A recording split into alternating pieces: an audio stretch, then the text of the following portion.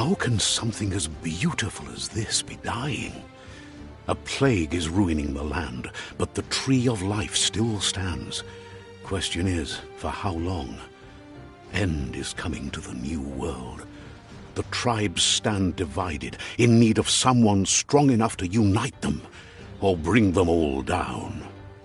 This is a story with an unusual beginning.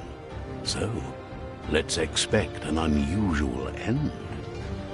Welcome to Biomutant.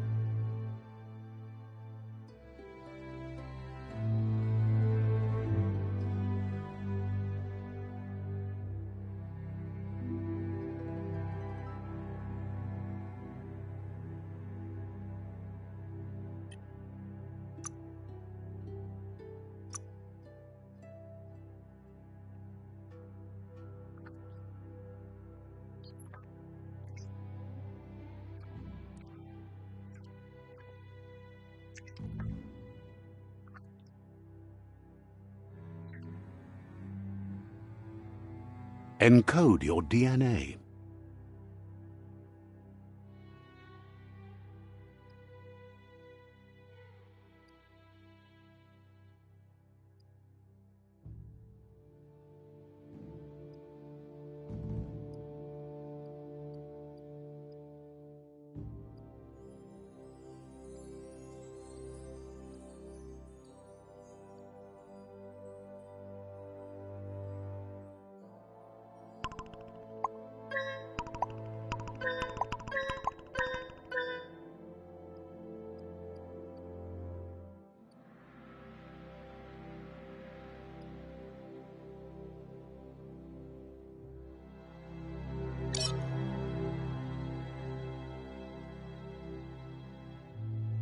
Define your genetic structure.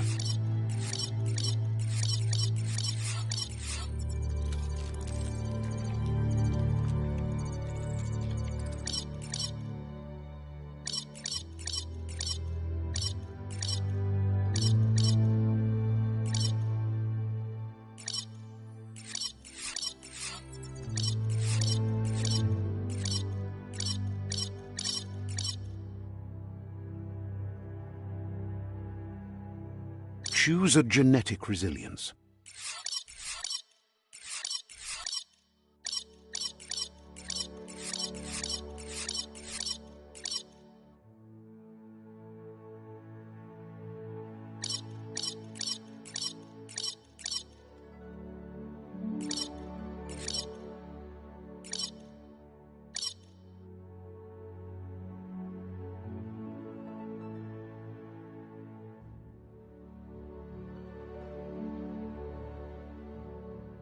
Choose your fur style.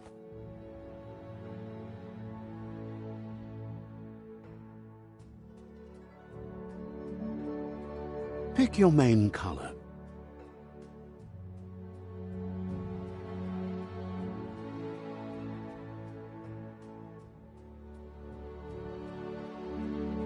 Choose your detail color. Pick a class.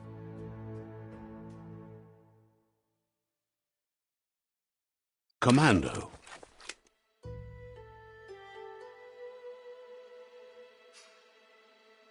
Psy-Freak.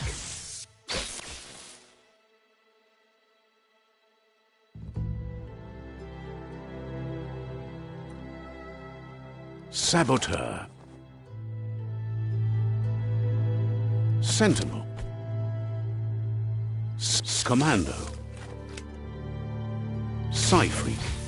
Commando, Psy-Freak, Commando, Psy-Freak. Commando. Psy-Freak.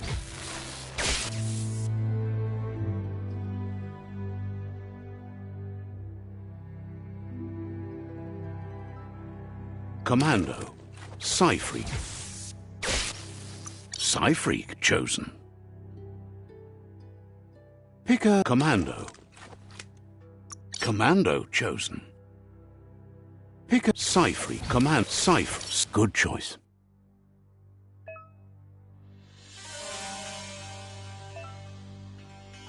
Here's somebody with a troubled past, drawn into the spotlight of a story that's already begun.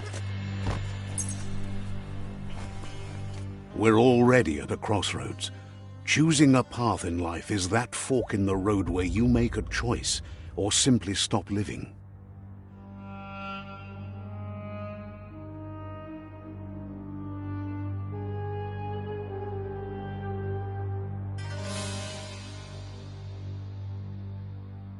But for you, it's not only a crossroad, but a choice.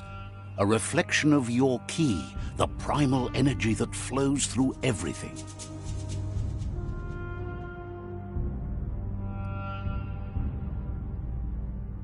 Allow me to introduce myself. I'm the dark side of you. Your inner voice, to be precise. An echo of the balance and consequence of your actions as you move forward. Can't believe you'd choose that thing over me. But I'll be here waiting for you when you have a change of heart. That thing? I'm right here. Let me remind you, we're two halves of the same. With the difference being I'm the better half. Better half. My way is both better and brighter. Light makes it easier to see the best end.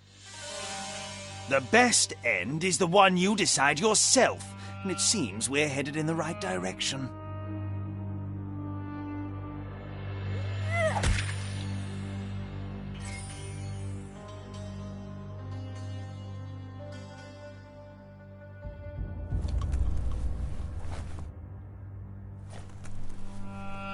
Right is always right.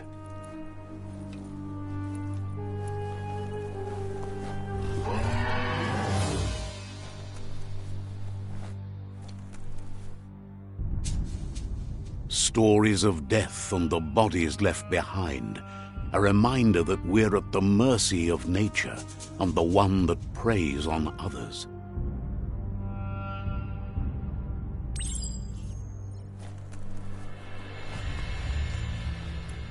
Do you remember the beast that shattered your family, or did you choose to forget? You turned your back on our world and got lost in your own.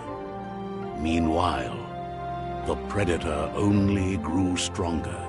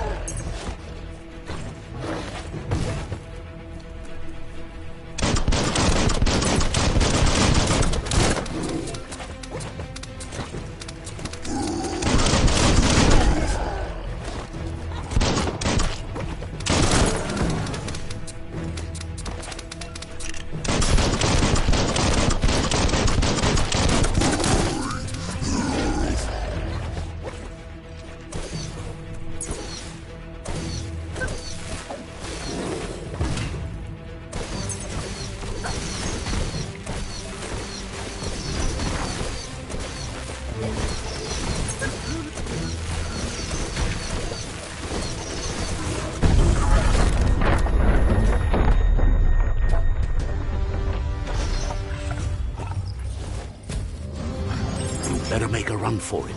This is not the time nor place to end this story.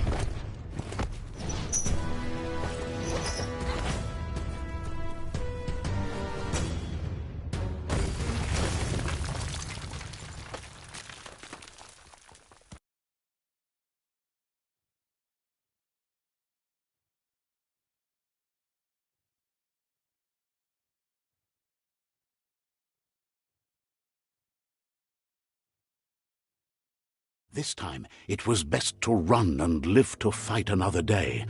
Let us hope you're ready for it when it comes.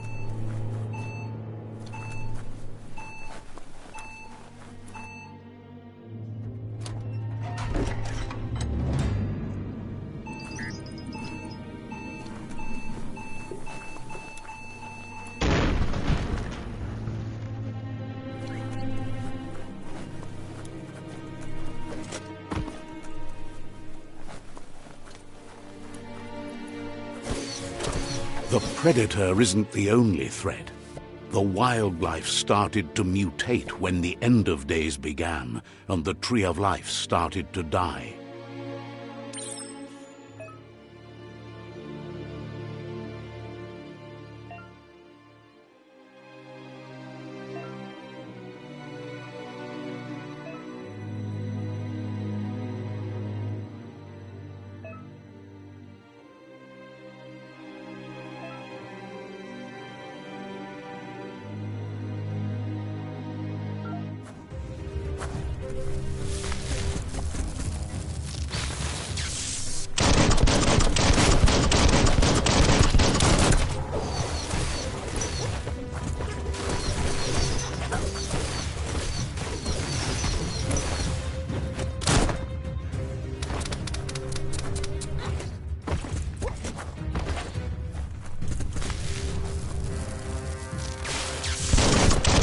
Bang!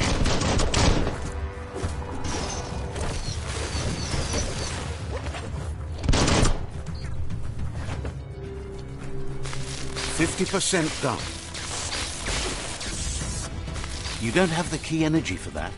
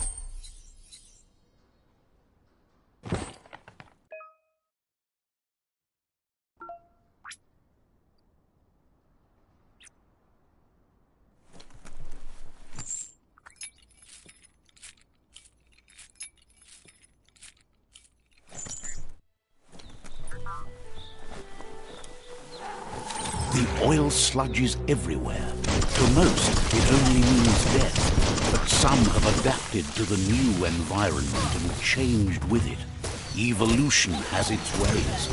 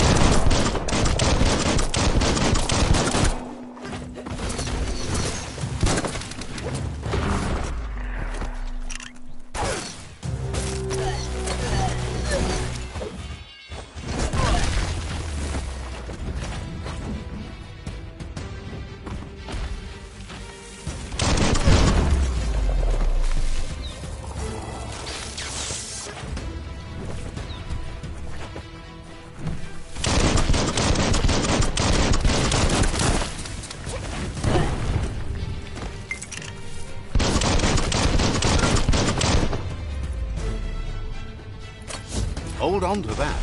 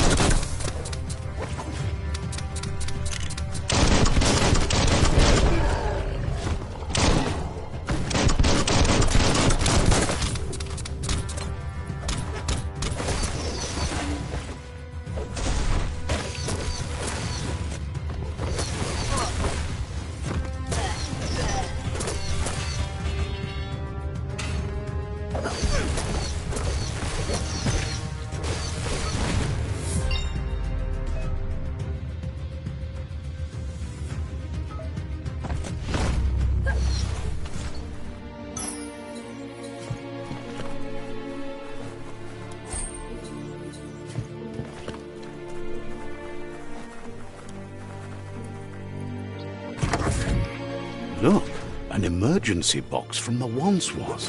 A rare sight.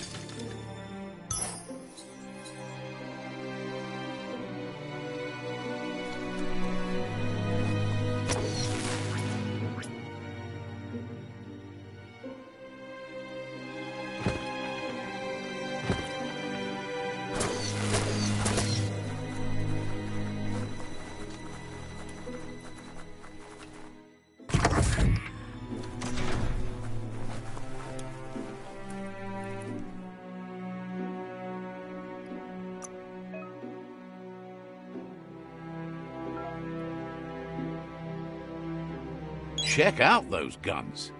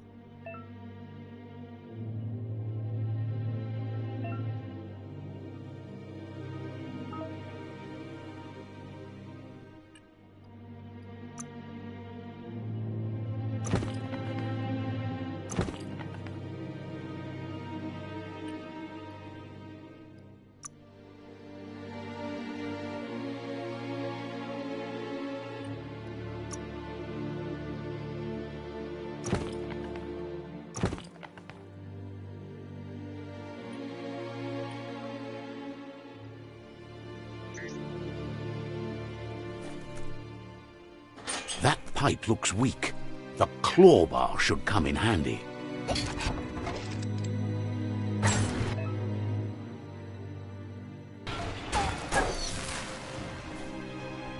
Whoa! It's time to find a way out of this place. No, really, I mean it.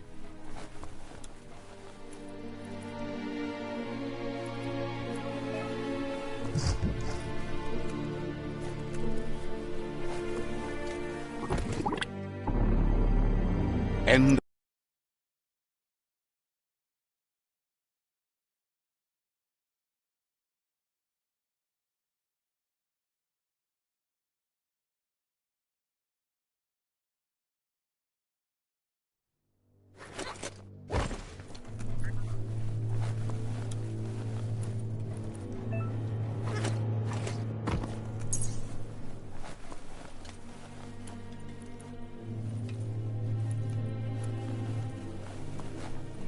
The Morks produce biomatter in their multi-organ that they shed under distress. Globs that affect the cellular coding strands of any living being when absorbed, including you.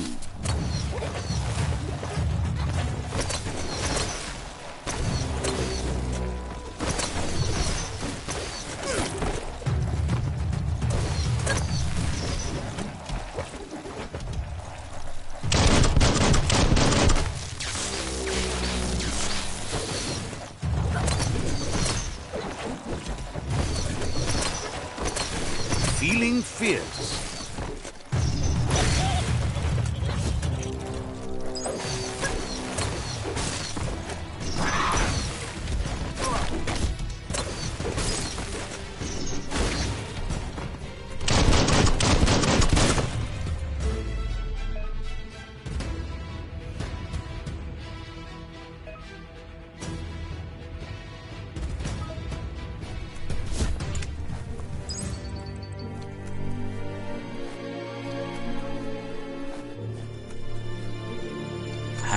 Hand up, further you go.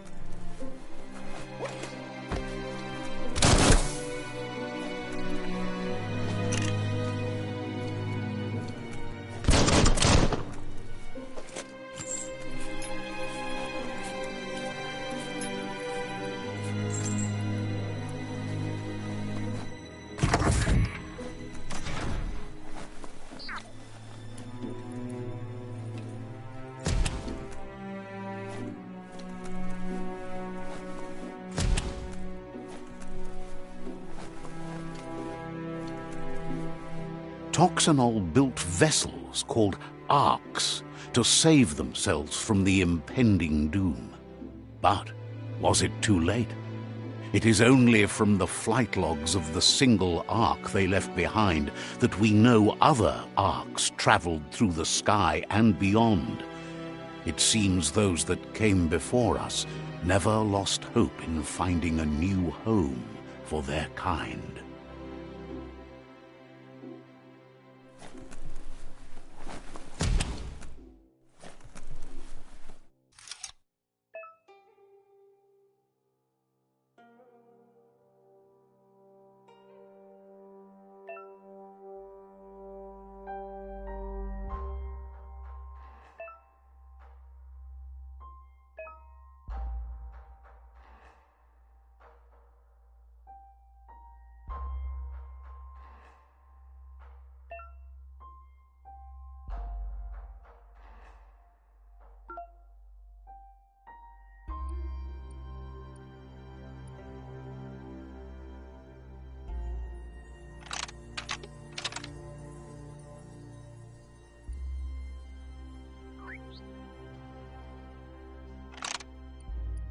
Just a few moves left. Make them count.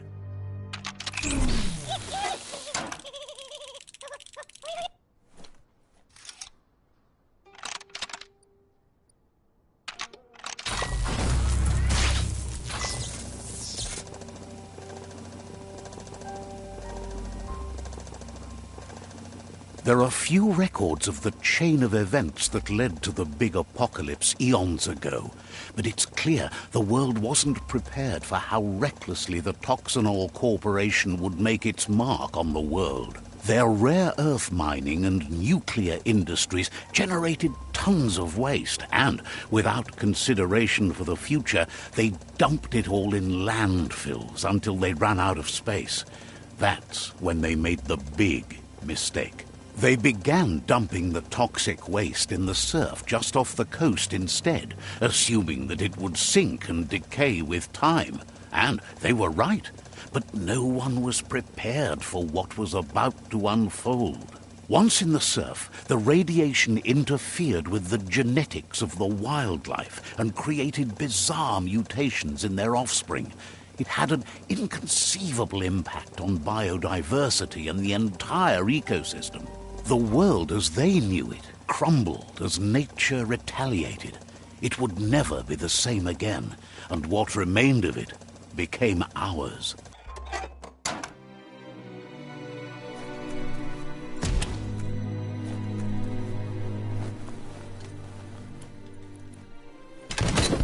The sound of spark metal going pew-pew is never a good thing. It's coming from behind that door. A warning label.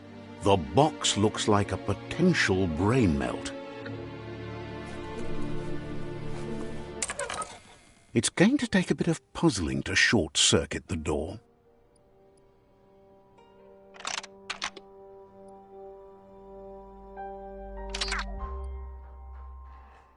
Just a few moves left. Make them count.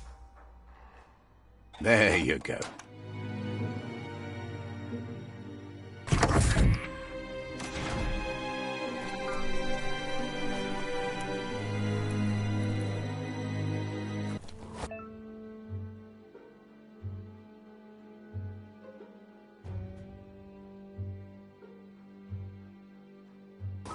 The wheeled one is outnumbered. You'd better help him out.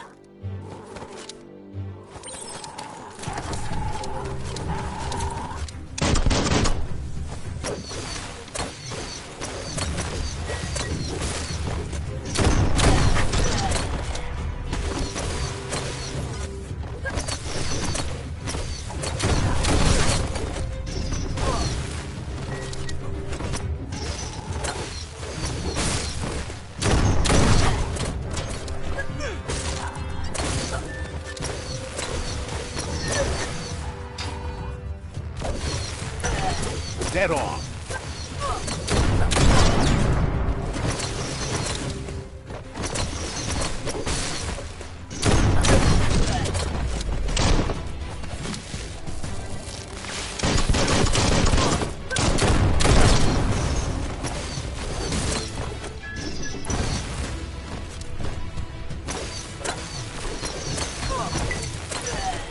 You should be able to use that.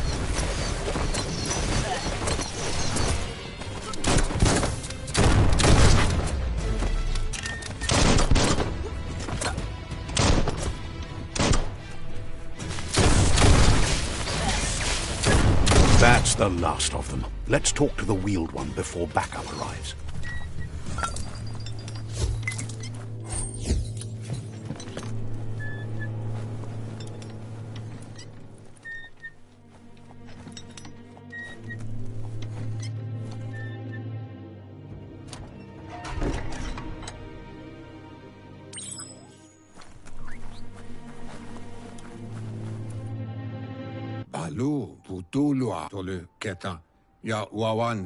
He wants to thank you for taking his side against the scavengers.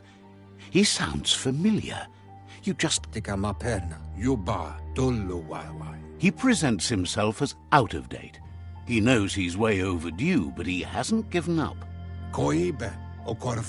He doesn't seem surprised that you don't recognize him. You were just a child back then, the night everything changed. There have been rumors of a one-eyed Ronin seen outside the Great Wall, and he's happy to see it's true. The legend of the one-eyed child that grew up as an outcast is old and sad. The child could have been anyone. But the evil it had fled had left a mark, a facial scar to remember the past.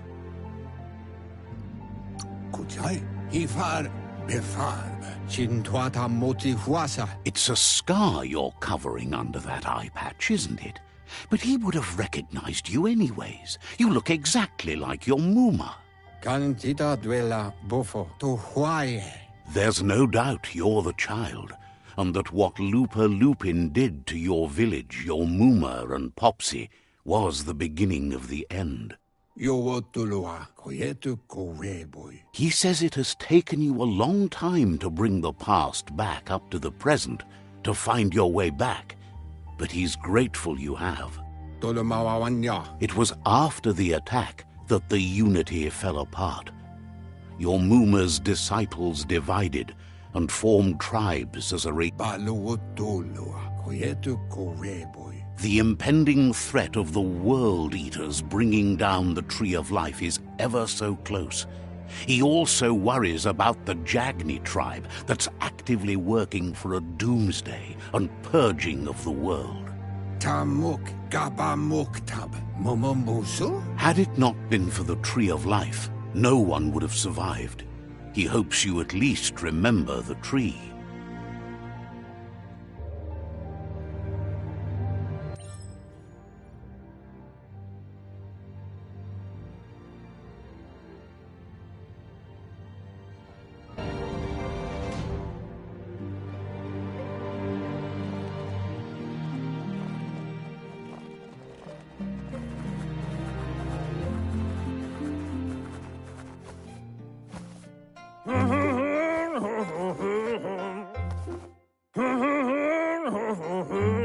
Asks if you are tired, as it's a bit of a hike here from the village. He wonders if your Muma knows you are here. Sounds like he thinks she does, despite your heart growing dark. There's nothing as powerful as a Muma's love.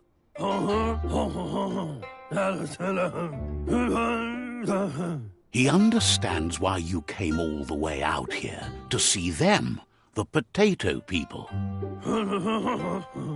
The potato people, or Nono, are a wonder, somehow interlinked with this little tree here, fueling its source of life.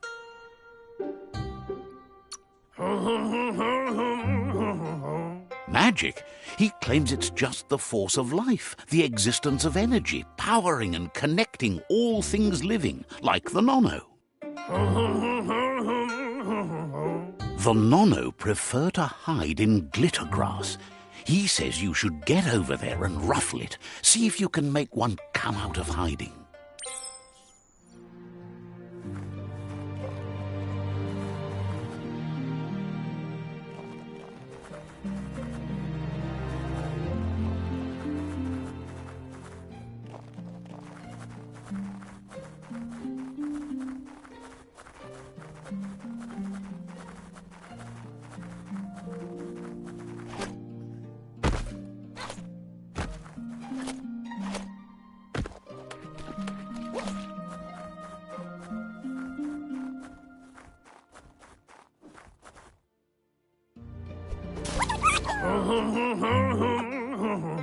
You've found one. You should be proud. They don't come up for everyone. The Nono's key energy is just what the Pensai needs to complete its cycle and grow into a tree of life. Only time will tell. At least his intention is to dedicate his life to it. He has the feeling the fate of the world depends on it. You'll need to support the tree for a long time to come. The only way it'll grow tall is with the burst of ki released from the Nono as they become one with the tree. You'll need a net to catch the Nono, and he wants you to use his, but asks you to be gentle. The Nono are sensitive beings, an embodiment of ki, the primal energy.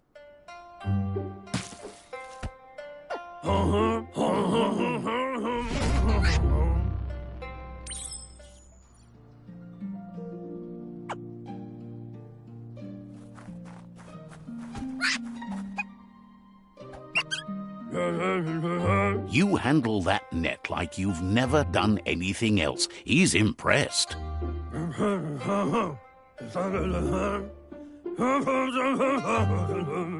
He's grateful for all the help he can get. There's lots of nono out there that need to be guided to the roots of the pensai tree.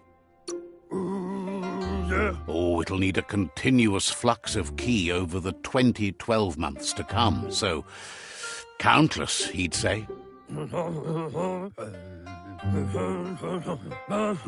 One day, he hopes the tree will have grown tall enough to sustain the world. But today, your focus is getting this one to become one with the tree.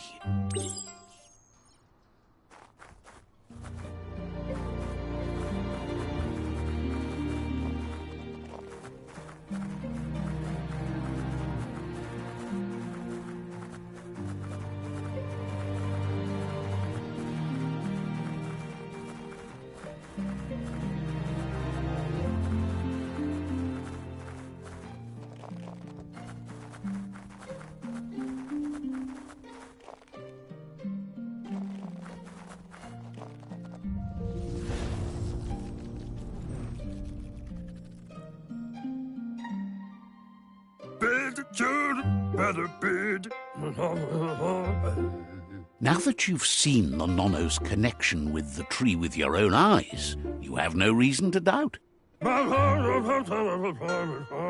From this day on, he'll make nurturing the pensai into a tree of life, a life goal, not only for our village's sake, but for all of us, everyone. One day, the land won't be as peaceful. Not even your Muma will be able to protect us. You can already see the effects from how reckless those before us acted, and unless something changes, we're doomed. The land won't survive the side effects of the old world's industrial advances. He says you'd better hurry back to the village before your Muma comes looking for you. You did good here today.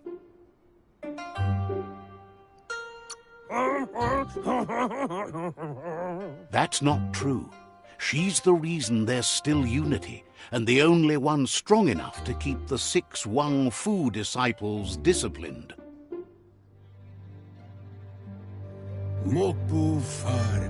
He lost you there for a while, but no memory is alone.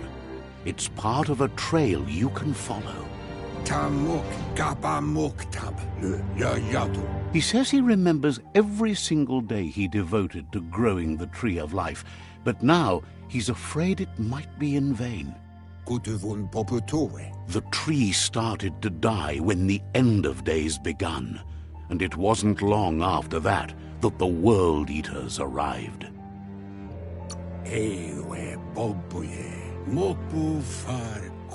The genetic evolution that occurred after the apocalypse that Toxanol Corporation inflicted on the land set the World Eater's DNA into overdrive.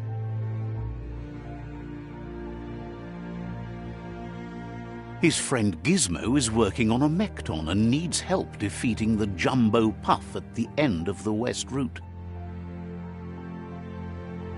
Wiz is still repairing his octopod to confront the Merc Puff that dwells deep down under the surface at the end of the Northwest Route. Noko has tamed the Midget and is preparing to take on the Hoof Puff at the end of the East Route. Finally, Goop is almost done with the Googlide, a machine able to ride the waves of the surf all the way out to the Porky Puff at the end of the route to the southeast. Out of Date says his friends are gearing up to stop the World Eaters. There's one at the end of each route. The road ahead won't be easy, but he's counting on your support. His friends aren't strong enough to end this on their own. He wants you to understand that you'll all die if the tree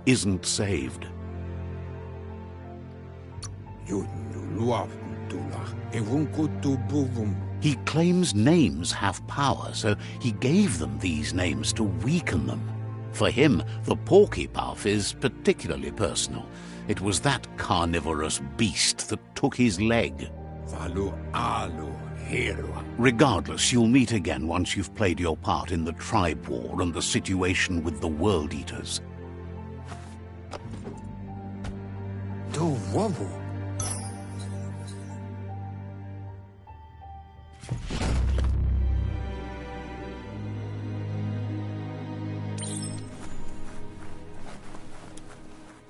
You're getting the hang of it.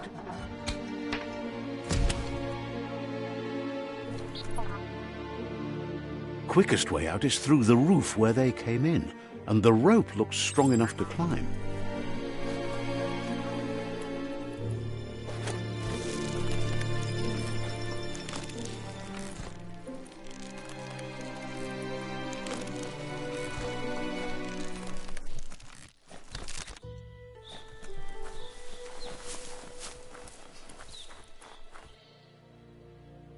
Know that the Tree of Life is dying.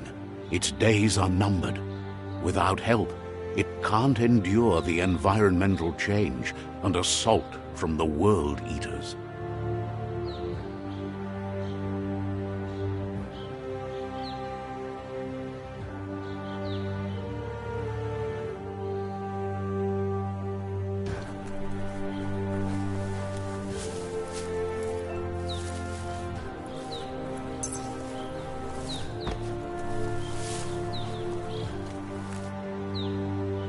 A signpost maps it out for the cartographically challenged.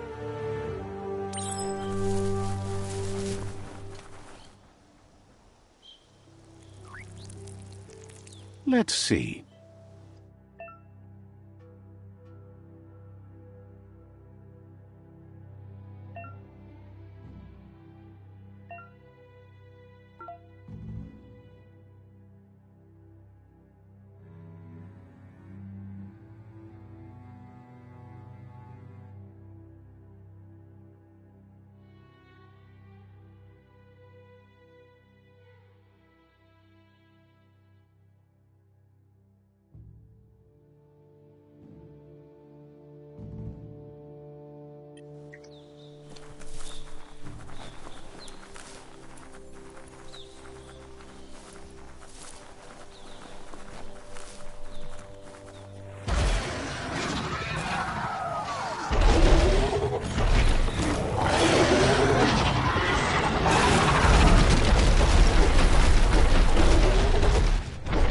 Must be the World Eater that chewed off Out-of-Date's leg. You'll need a hat trick to bring that down. The World Eaters have made their marks on our world over time. That's not the first nor the last village it'll leave in its wake.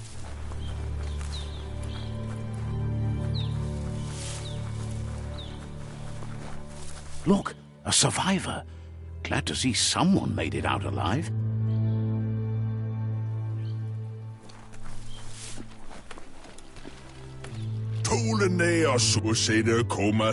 He's heard the stories about the terror inflicted by the World Eaters to other enclaves, but never expected one to come all the way here.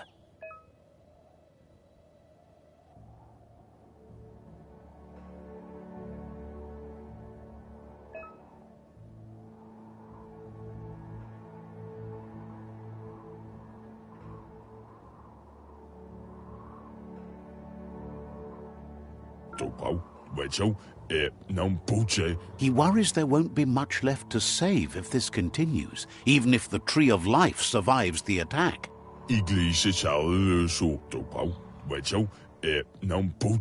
He doesn't know what your connection is to this place, but something tells him you've stayed true to your heart.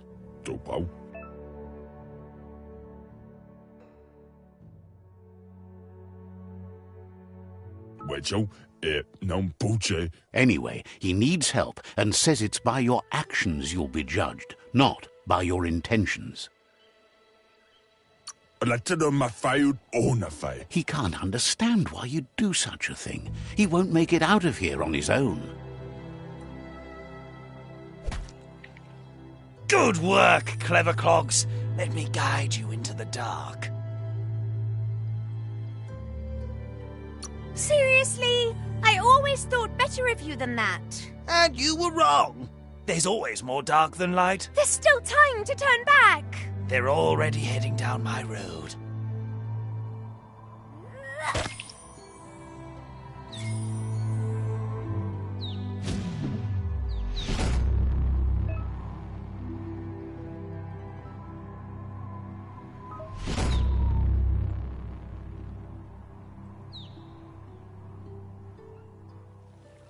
There's Out of Date again. He must have missed something important. Papa Mofoba, Luatolo Maua. Out of Date knows you'll make a better stand against the World Eaters with the support of a tribe, and there's 2 nearby. Yevofo Lolan Wofo Tolua Lu Toluka. The Jagni tribe is likely to be your primary choice as they seek to become omnipresent and, most importantly, feared. Lotulu Bayo Fofo Umba Bagua Papa Mo. Regardless of who you choose, it won't be easy, as the conflict between the tribes is worse than ever, teetering on the brink of war. The Myriad's conviction to stop the World Eaters began when the Leviathans rose from the depths of the surf. Siding with the Myriad's movement for wholeness in a fragmented world might seem like the logical thing to do, but is it the right thing? One thing's certain, though. Destiny arrives all the same.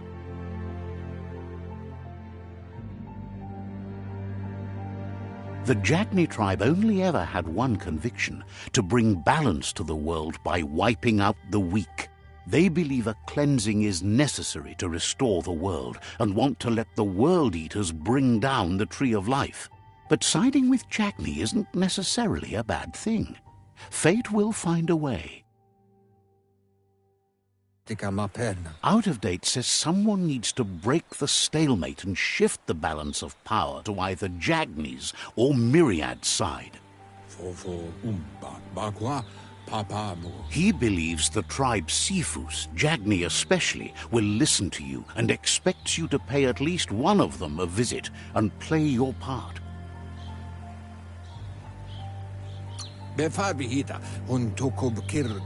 Jagni's case, letting the World Eaters bring down the Tree of Life is part of their plan. They believe a cleansing is the only way the world can be saved. He'll be waiting for you beneath the Tree of Life if you lose track of what you need to do.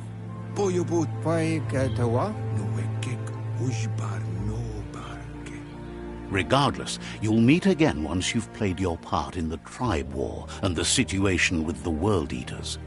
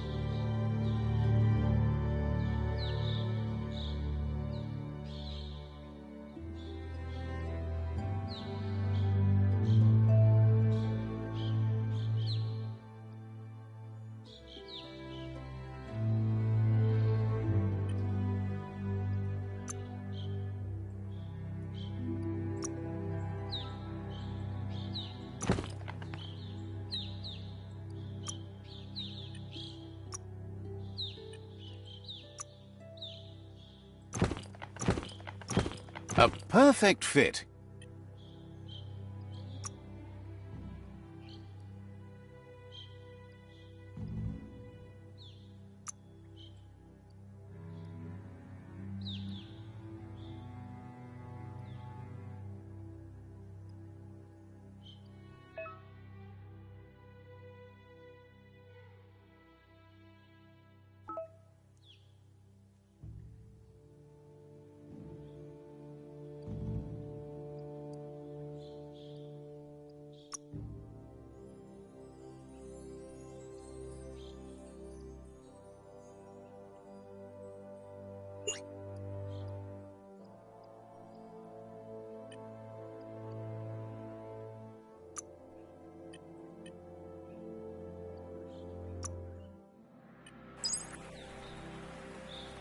Another fork in the road. It's either the tunnel or the motor bridge. What'll it be?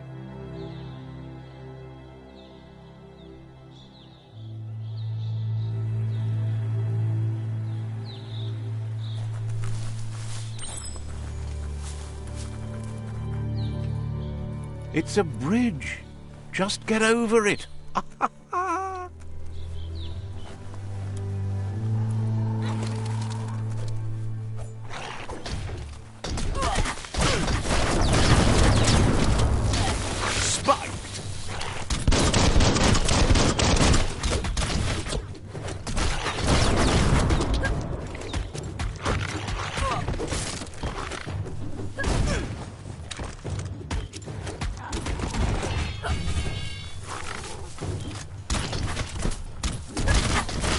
Who could stand against that?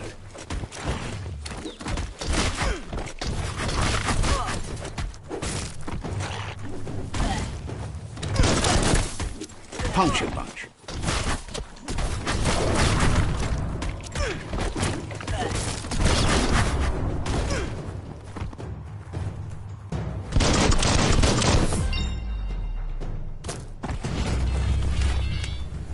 Drop that one like a stone.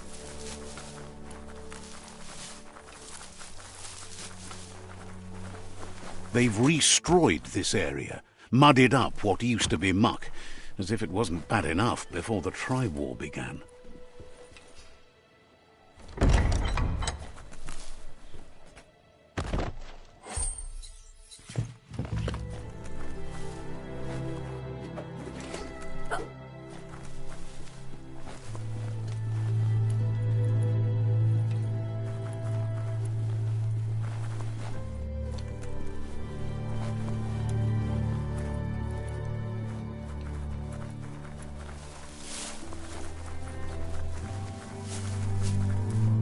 That's the Jagni tribe's fort.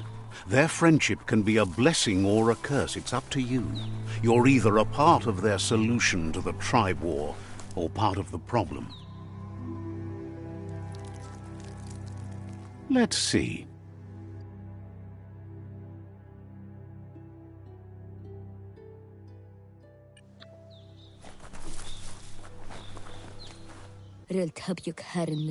Says they're wary of strangers. They're at war. They don't just let anyone see the Sifu, but there's something different about you.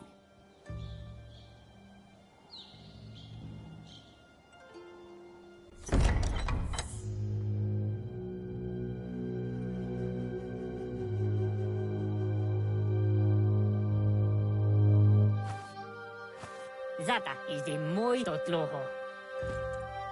Kariesne zdace. Paro, ya put. The Jagni tribe wants to become omnipresent and, most importantly, feared. They want to vanquish the tribes, as the only way they can guarantee peace is through supremacy.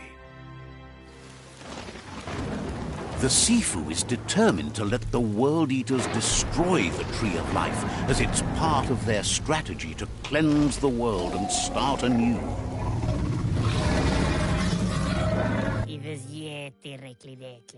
He welcomes you to the Jagni fort and introduces himself as the tribe's Sifu. The news of a cold-blooded Ronin crossing the Great Wall through the crack in Bunker 101 preceded you.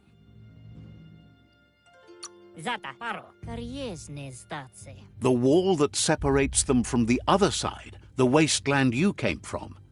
He guesses the time spent there just left a blank space in your memory, as empty and barren as the wasteland itself. He understands that sometimes we need to lose ourselves, to find ourselves. But he's glad you chose to come here. There's something about your spirit that sparks memories of you as a kidling. He can still sense you're kind-hearted. Sometimes one memory can make another come to life. He hasn't thought about your Muma for ages, even though she taught him a lot. He was one of the original Wang Fu disciples. Vlada Yaput Arveta. There were 6 of them, but the unity fell apart after Lupa Lupin attacked the old village. Soon after, they formed new tribes based on their own values, and when the Blight started, the animosity escalated to war. The Sifu says it's time to set the past aside, at least for now. Unrest is sweeping the land, and there are rivals in all directions. Jagni doesn't want a new unity between the tribes. Their goal is to become omnipresent and, most importantly, feared. Says fear and hatred is the only path to domination, but you already know that. So embracing that side of you and helping them vanquish the tribes and letting the World Eaters destroy the Tree of Life should be an easy decision.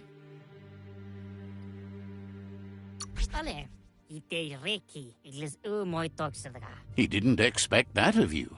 You were born bad so you could do good in this world. That weak mind of yours has made you soft. He'll give you a chance to change your mind before you leave and asks you to reconsider. Otherwise, you'll be seen as a rival.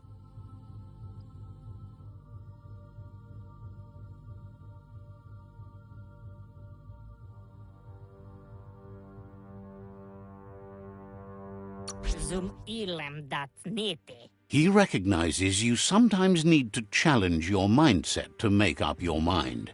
You're a Jagni ally now. The Sifu was waiting for something to tip the balance in their favor, and with you by their side, he's confident you can vanquish the other tribes.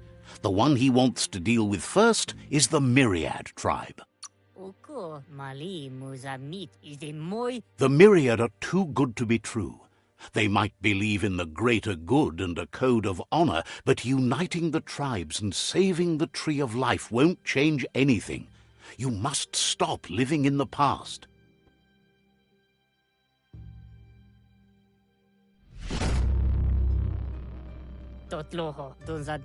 Their kin must put an end to the war before war puts an end to them. It'll cost bruises and broken bone, but they refuse to be the victim here.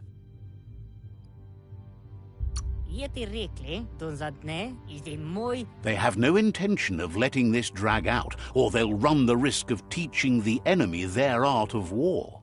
He wants you to focus. These are the new rival outposts your tribe needs to take control of.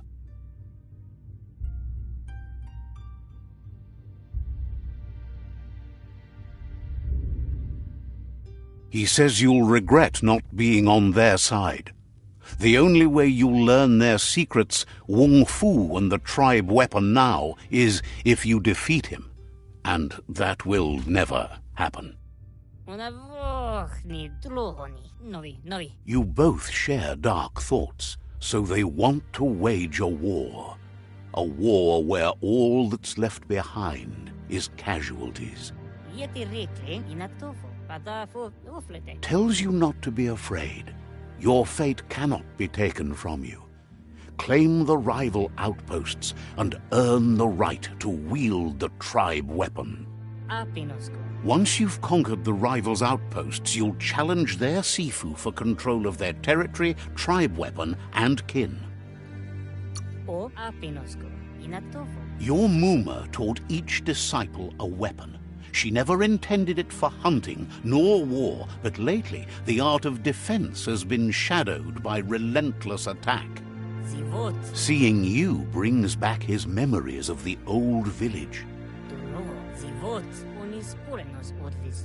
Jagni doesn't want a new unity between the tribes. Their goal is to become omnipresent and, most importantly, feared. He remembers your kind and unselfish soul and can sense you still have it in you, the will to do good. Anyway, you'll pass your old village on your way to the first rival outpost, but we've got no time to be sentimental. War doesn't wait. Yeti Rikli. He can't blame you for not remembering, but he can sense the stillness of something lost.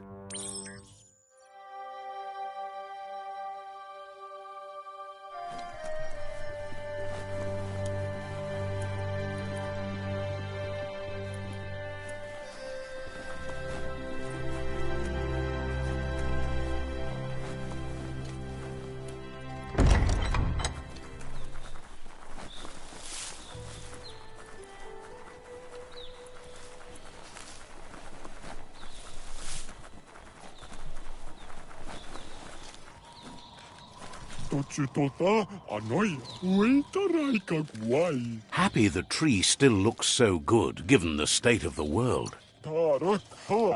Says you'll...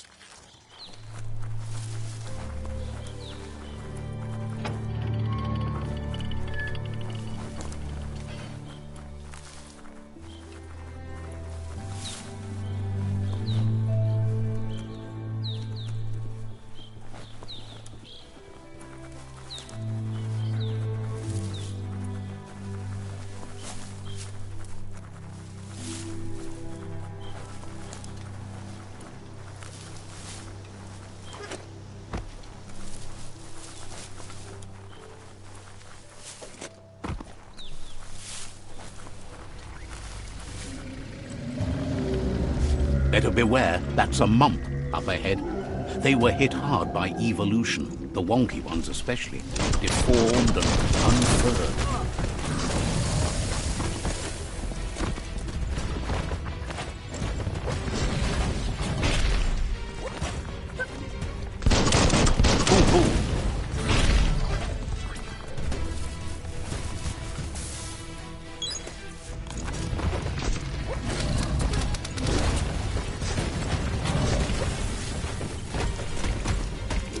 Who needs a weapon?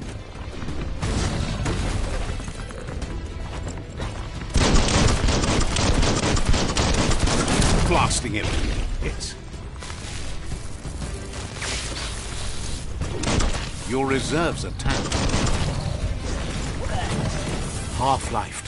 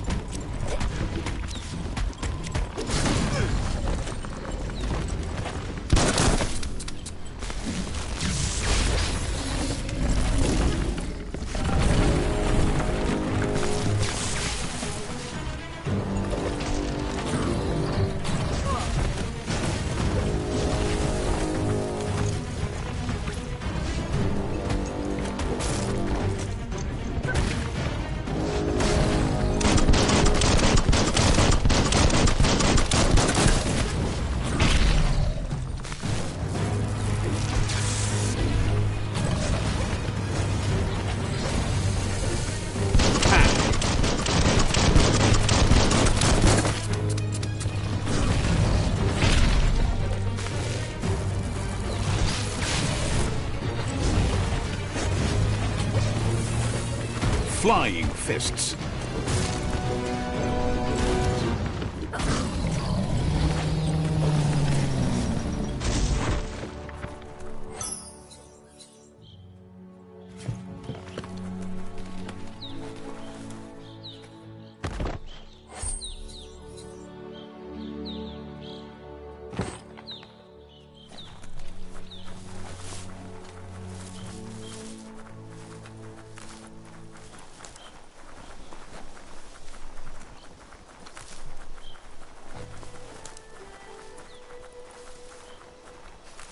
Time is lost on this place, but it evokes a tingling sensation.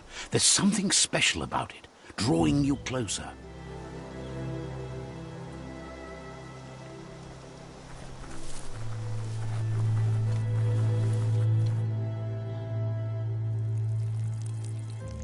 Let's see.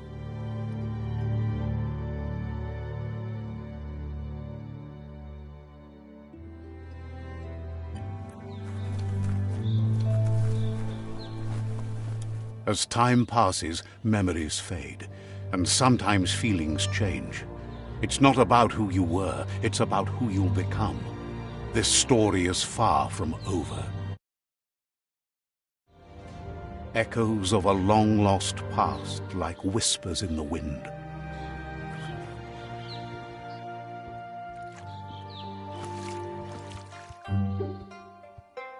Here's someone who takes each day as it comes. He asks how you are today.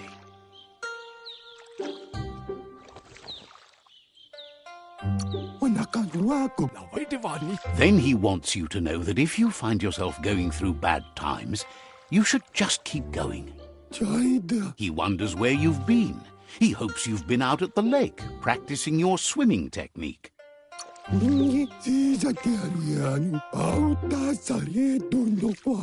Goop says some choose to be lonely because no one understands what they're going through.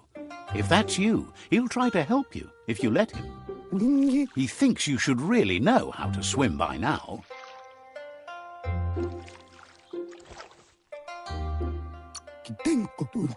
Knowing how to swim won't solve life's hard problems, but at least one of them won't be drowning.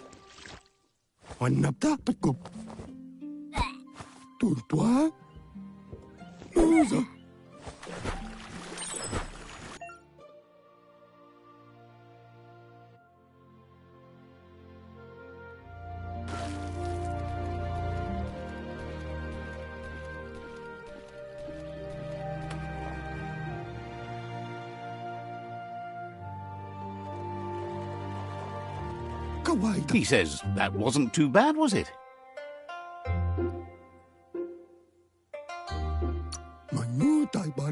He says a feeling that you're going to drown is a great reminder of the need to learn how to swim. But you need practice, lots of practice.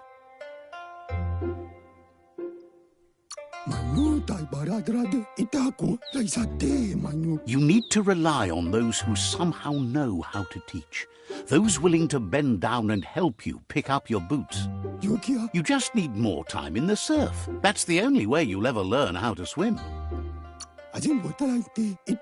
He won't let anyone know you can't swim. He assumes that's what you meant. Judging by your Mooma's look, it seems you forgot something. You promised you'd train with her before the sun goes down. It's time to go. She's not unhappy with your progress, but you still have a lot to prove. You should know, practice makes perfect.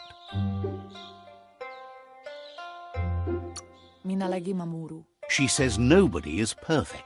That's why you practice. She'll see you at the village square.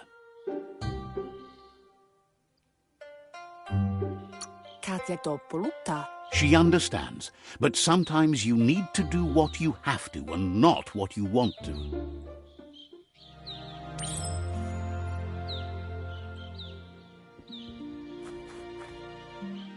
Here's another familiar face with lots on his mind. Asks how you're feeling today.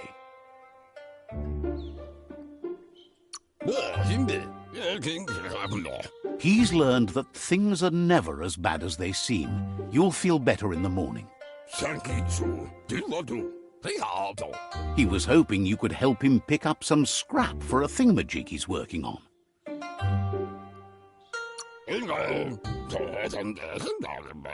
It's your own future you're risking by not caring for the environment. The next generation will pay for the mistakes of the last. You should look for things that are recyclable.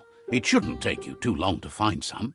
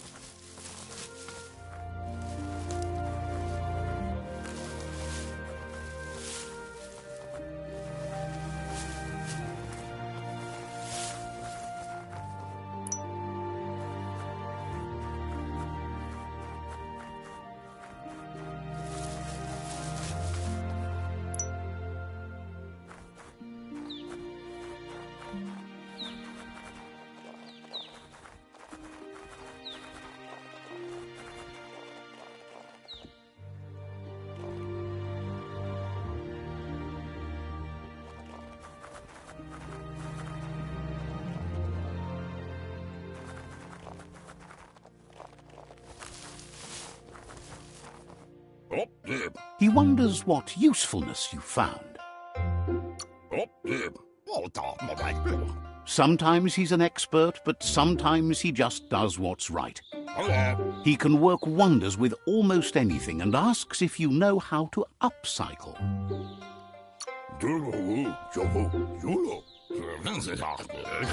But that's his point, to take something useless, change it, and put it to good use again. He'd love to teach you to upcycle, and the scrap you found would be a good start.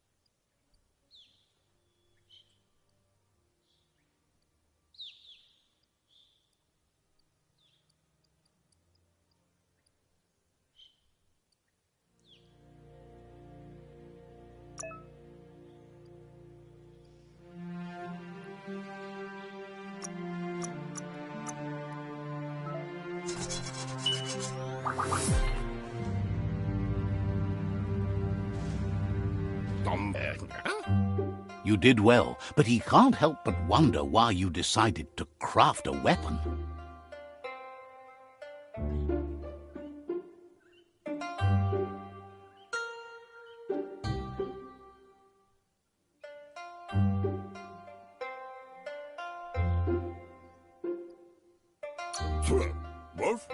He says you don't really need a weapon when you're born one.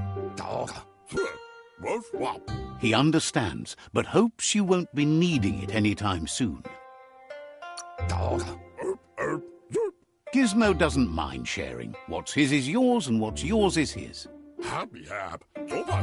He's looking forward to seeing what you'll make next. It seems you have a talent for this. It looks like she's starting to lose her patience. You know she doesn't like waiting for you. She wants to see you on the village square right away. She suggests you better hurry up then. You won't get far with that attitude. She wants you to grow up and start thinking for yourself. You really need to find yourself before she's gone.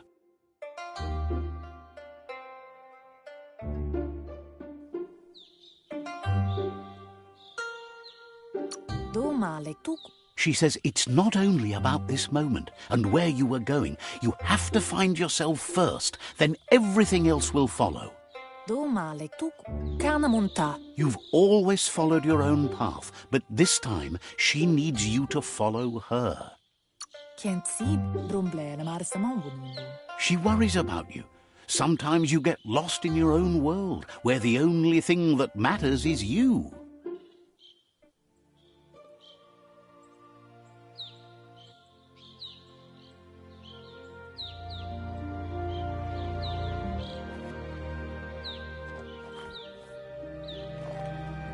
They look determined. Better watch out.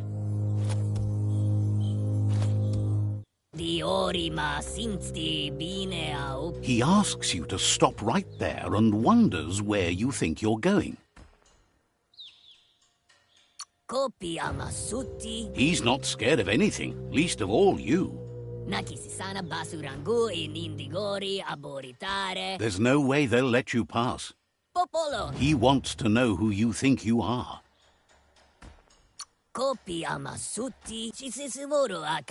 He says you're right.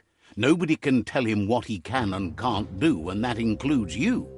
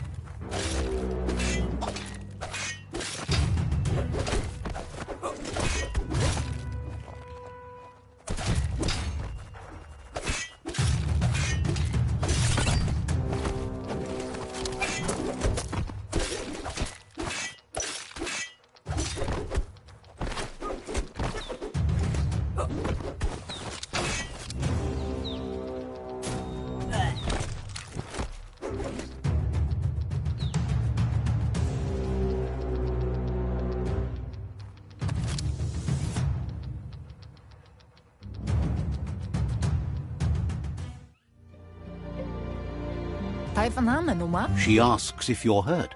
What happened? She's there for all disciples. That's her commitment as Sifu, and when she needs them, they're there for her and each other. The most important thing is that you're okay. It's time to focus on your training now. She suggests that you forgive your enemies. Nothing annoys them more.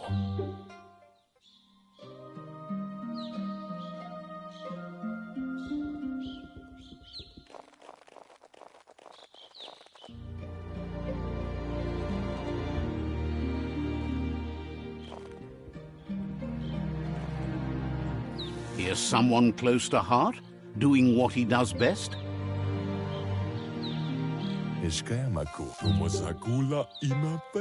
Seeing you always puts a smile on your Popsy's face. He wants to know how you're feeling. He knows growing up is hard, and things will continue to go wrong as you become older and figure out how to make them right. He asks if you could help him, too, before you leave for training. He'll leave the quick part to you. You're the martial artist, after all.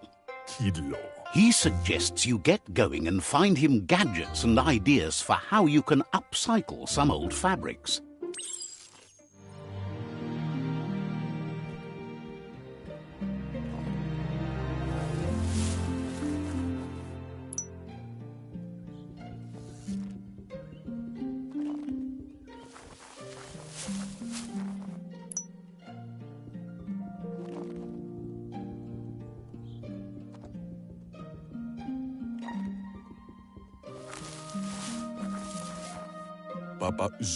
He's curious to see what you found.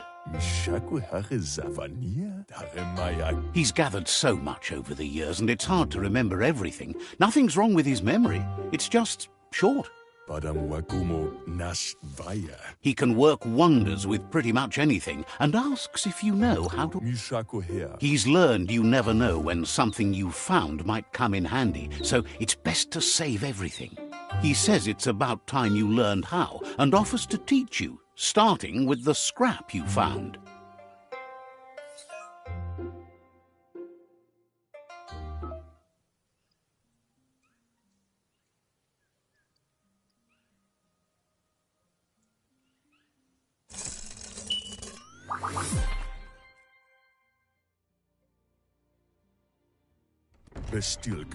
The style might be too edgy for his taste, but it looks sharp on you. He can see the rebel in you. You're like your Mooma in that way, always choosing your own path, even if it might lead you to peril. You should take it with you, wear it to practice. He agrees that you need to keep some things to yourself, but in general, you should know that sharing is caring. He's looking forward to seeing what you'll make next. It seems you have a talent for this.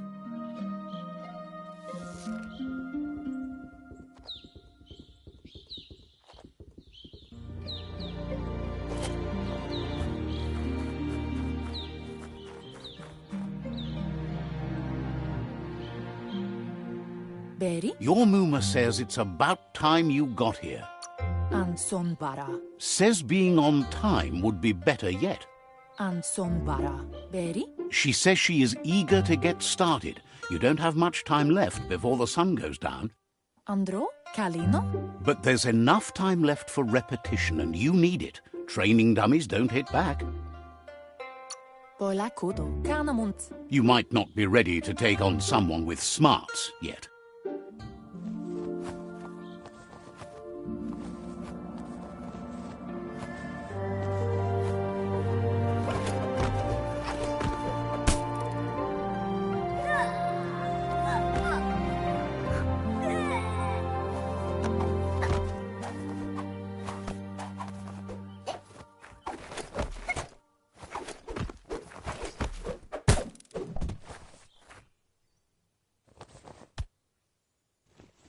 Your Muma says you did well today. She's so proud of you. You should just keep working and you'll do well. Been working on a present for you, with the help of Gizmo and Wiz. You should go see him and find out what it is. You've deserved it. Reminds you that the best way to get someone to do things is for you to thank them.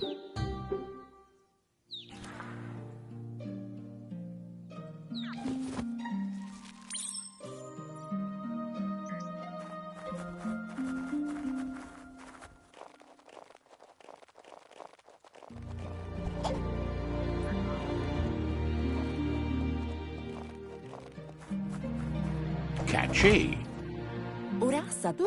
Your Muma says she's never seen an apparatus as green as this little thing. It's wonderful. Thinks you could say that about everything. She hopes you have better days ahead.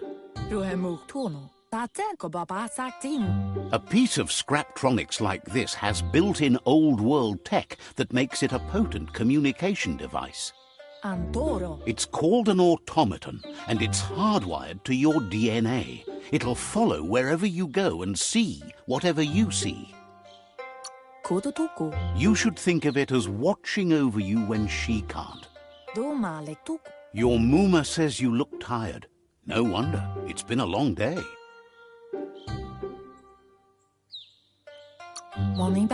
Everything ends, both good and bad. Rest, and you'll find strength for tomorrow.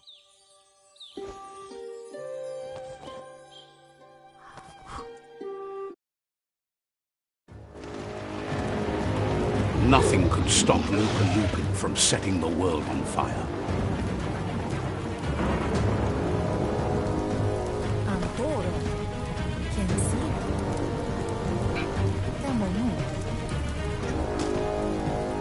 Your Muma urges you to blaze a trail.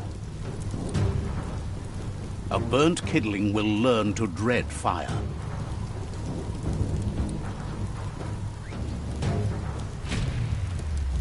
That's just adding fuel to the flames.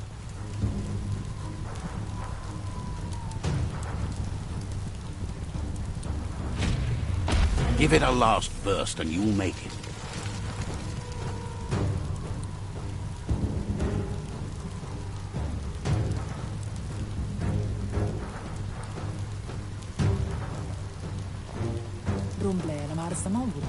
Your Muma says this is it. The time has come. She must fight Lupa Lupin. This time there's no escape. She can...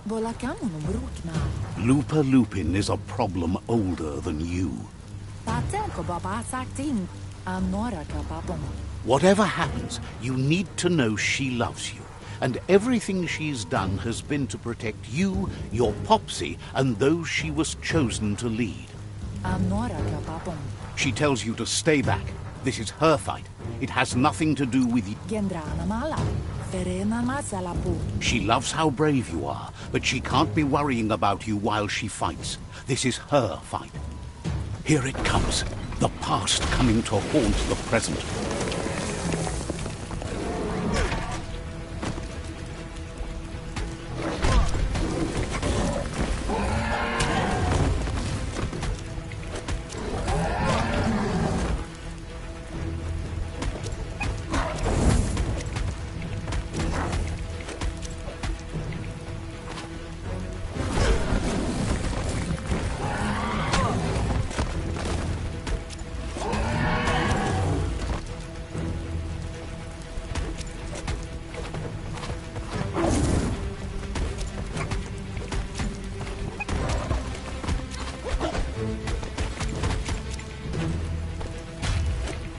You must go through fire and water to make it out of here.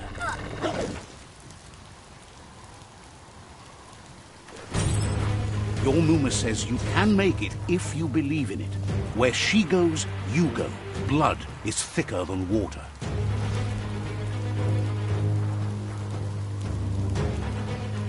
You're in deep surf. Don't make waves. The surf goes where it wants to go. It'll take you to the shore as long as you go with the flow.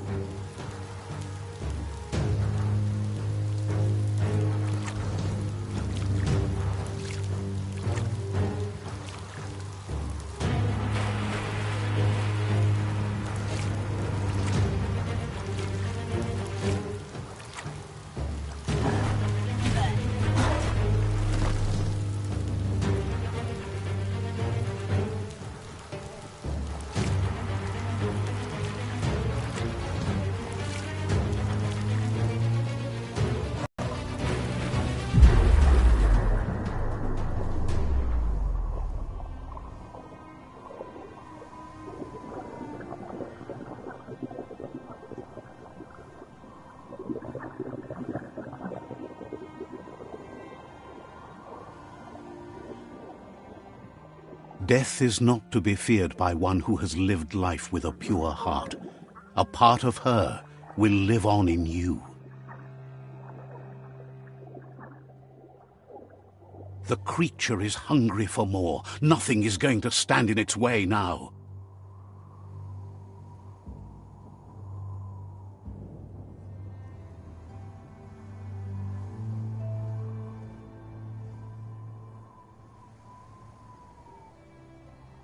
If a sacrifice is made for someone else, it's not lost, but passed on to the next. Life must go on. Real sacrifice comes from love and necessity, when all other options are exhausted. The ultimate test of conscience is the willingness to give up anything to save what you truly care about.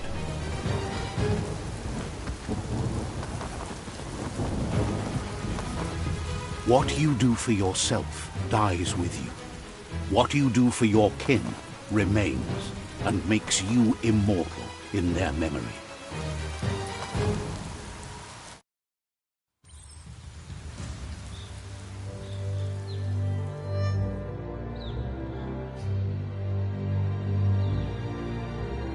As the moment fades and is lost, the only thing that remains is loneliness.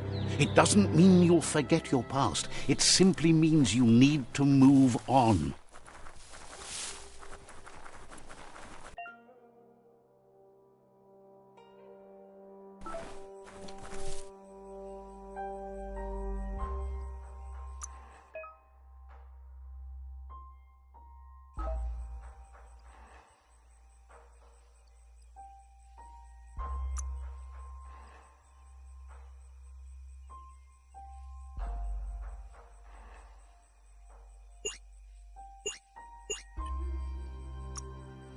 You could make something amazing.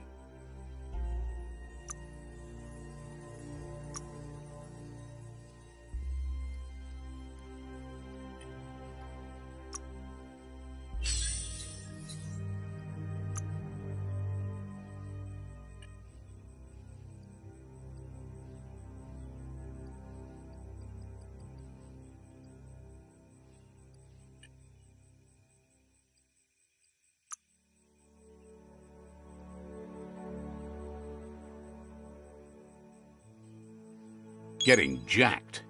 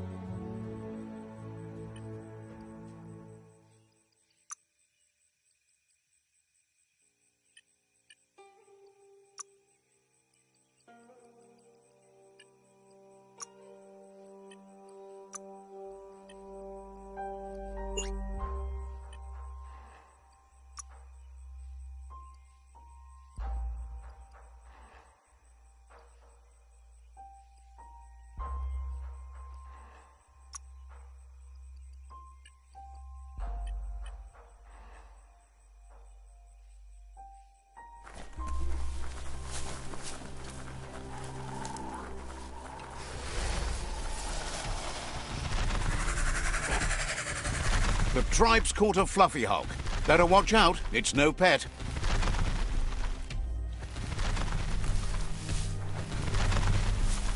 They couldn't keep it down. Fluff hulk's on the loose.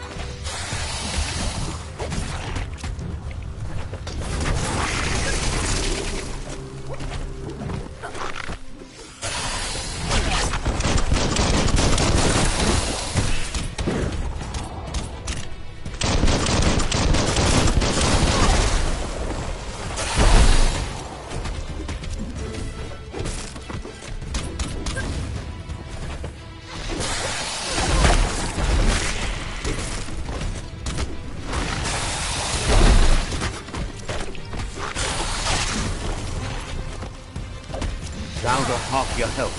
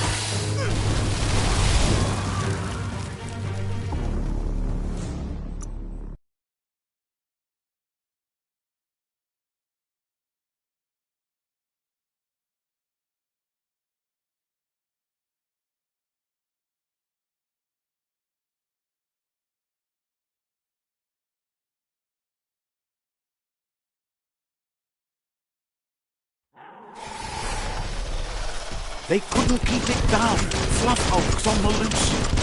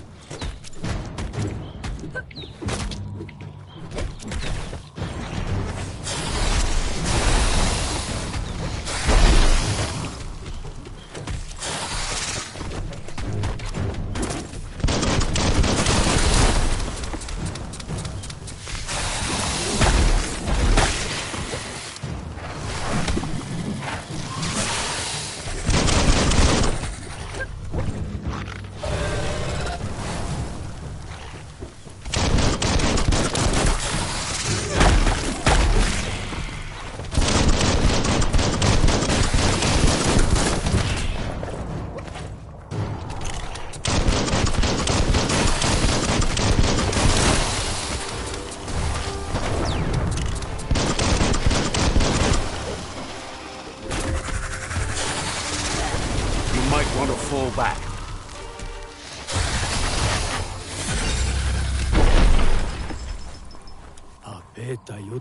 It was harder than expected to take down the Fluff Hulk. They've received news a Ronin joined the tribe's ranks and were looking forward to meeting you. A group of Jagni warriors are already waiting for you at Myriad's Vespidut outpost. You should hurry there and help them storm the outpost. Mercy is for the weak. The Jagni tribe seek no one's sympathy.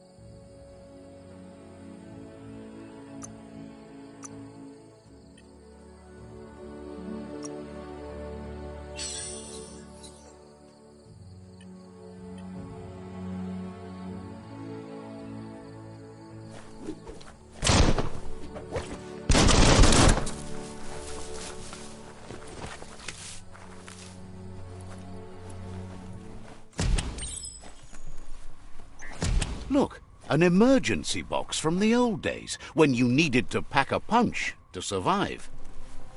Toxanol was something called a corporate juggernaut. And our world still bears the marks of the massive ecological catastrophes they inflicted upon the land. The apocalypse they caused was the end of days for their world. But for us, it was simply a beginning.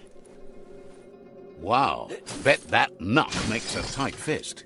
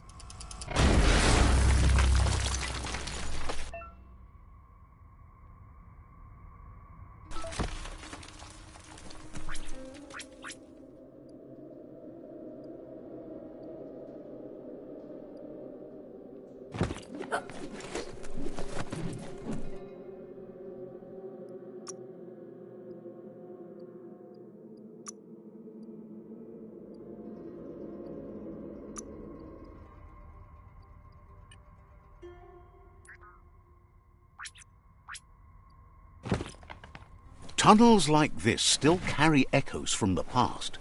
Can you hear it?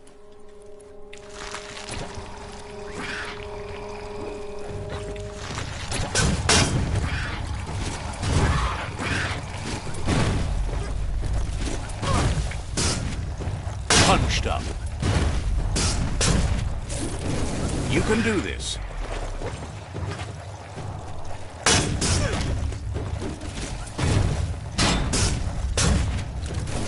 Fry pan.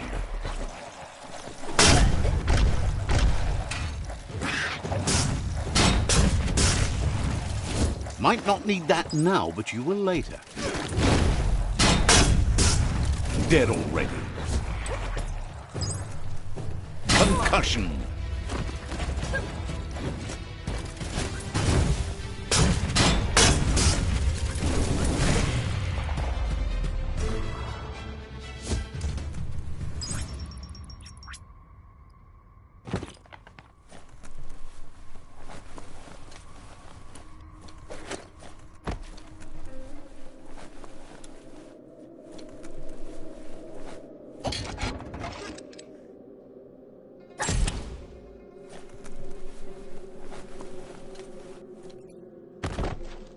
Better hold on to that.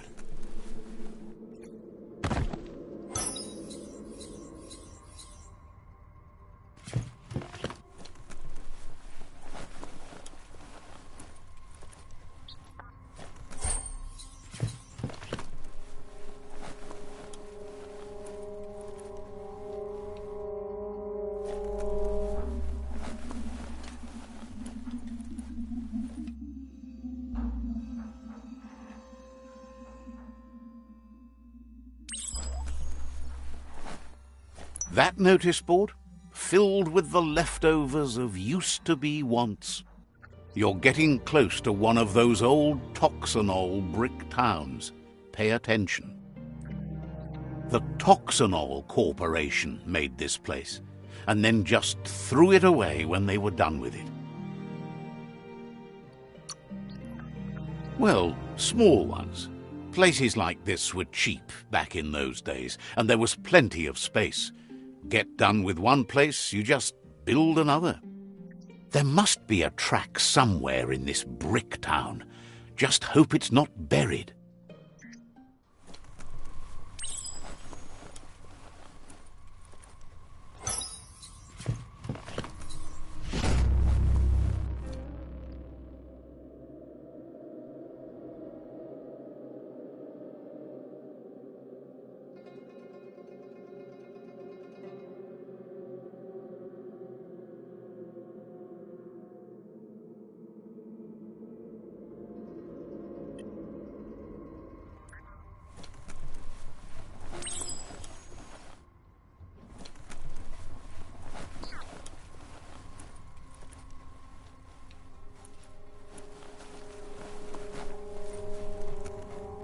The forest is wonderful. This corner of the world is called Bricktown.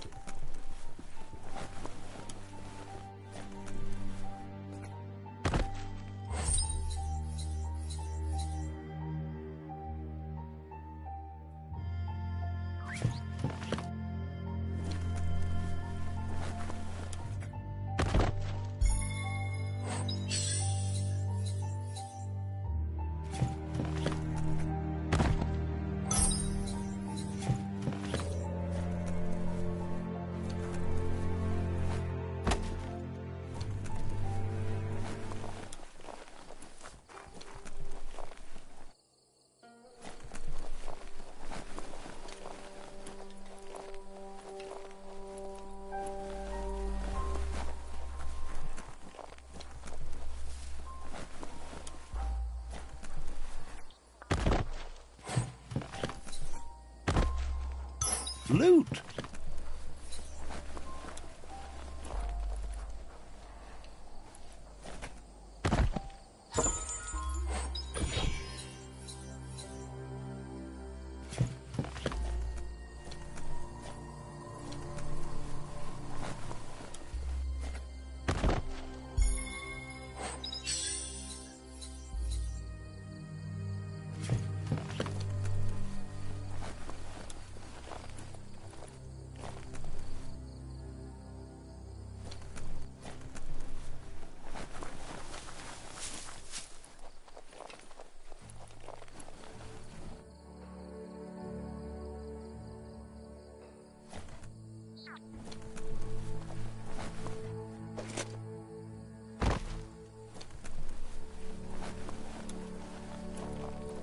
It's Peekaboo Park. Young ones love this sort of place.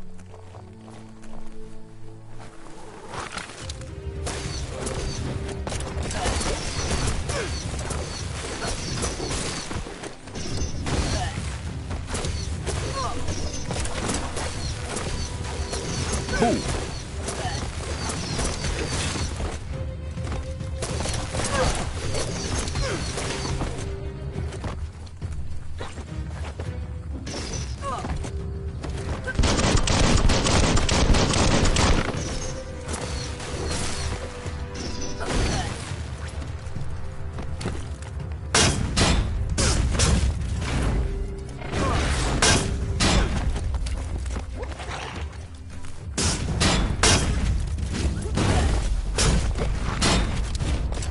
Punch they're taking.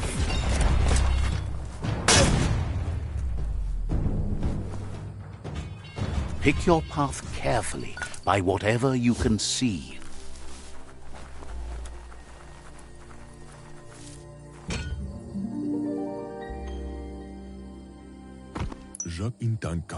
This one seems to be in good spirits despite being left here for dead. Has heard that you only follow your own personal code and is worried you've lost your respect for life. Asks you to do the right thing for the sake of your conscience. It's only through your inner conflict you're held accountable for your actions. It's sad to see you're staying on this road to ruin and that you're so determined to help no one other than yourself. Yes, that's the way. No arguing with that.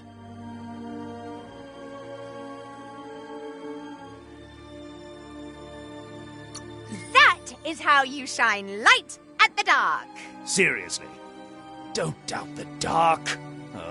I'm so proud of you for doing the right thing. Can't believe you let that loser sway you.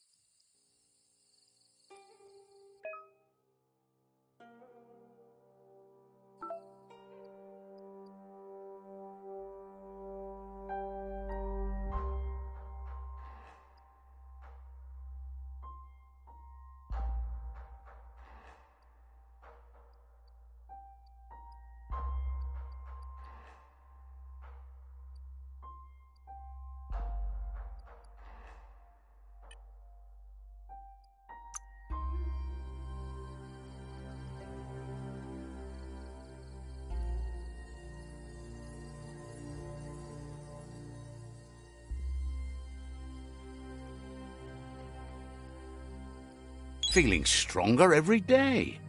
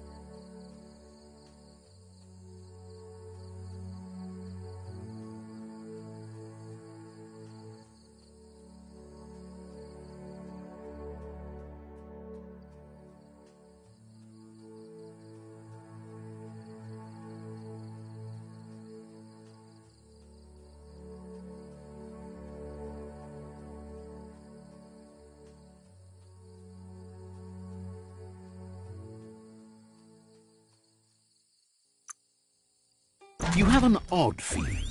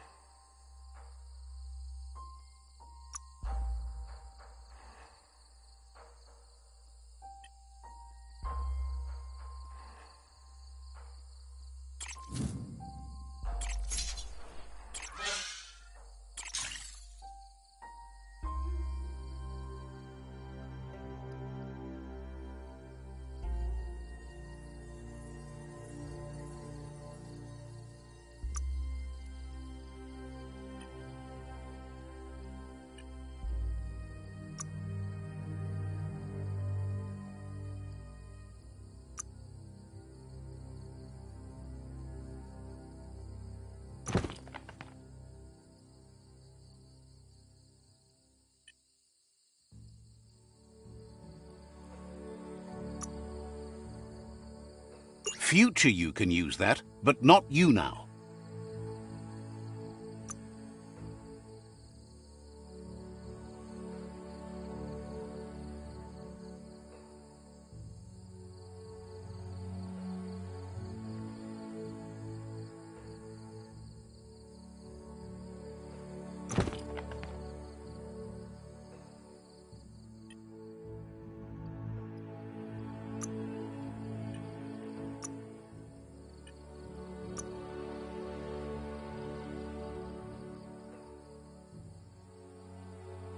Not your size, but it'll work.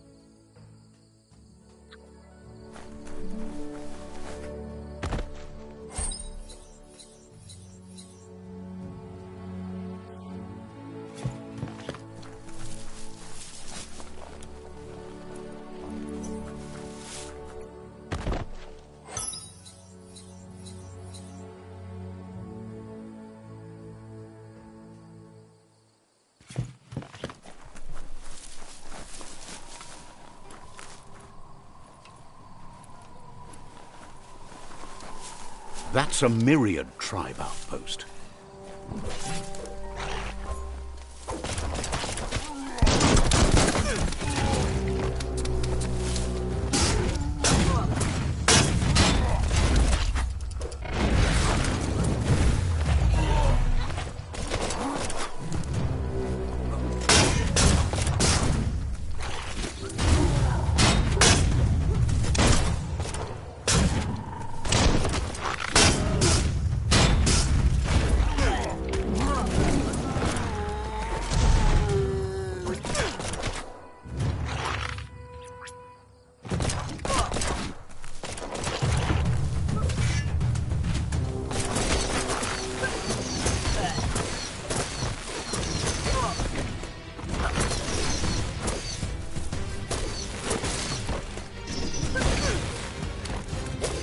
That hurt him.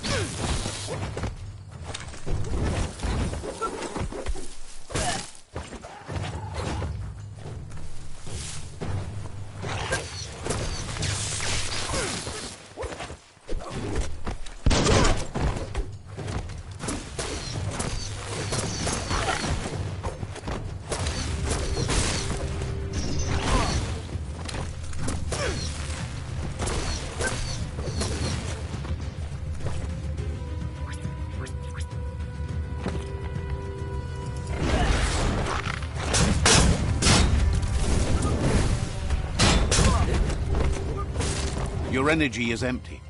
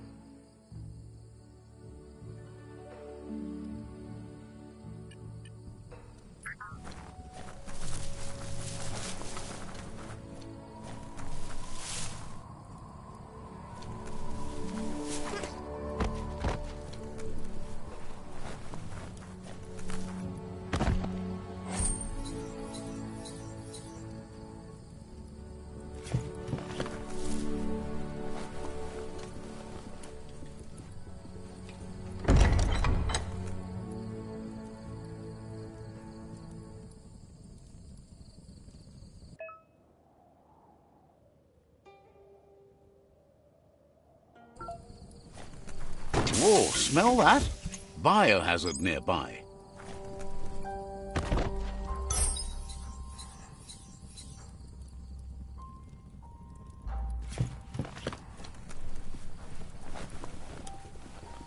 The Vespidat outpost, long-time home of the Myriad tribe.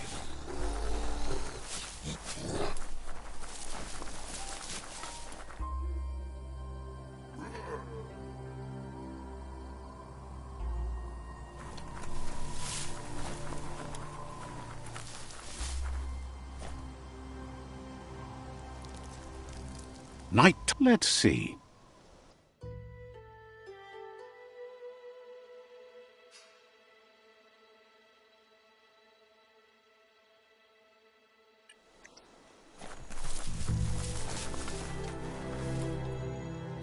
where they go. Says you need to hit them where it hurts, inflict as much suffering as possible, and make it clear your tribe is a terror to their existence. Chetsuji, Machawao, Himatu, Saina. Murder and mayhem and other terrible things happen. He's sure you've seen it before.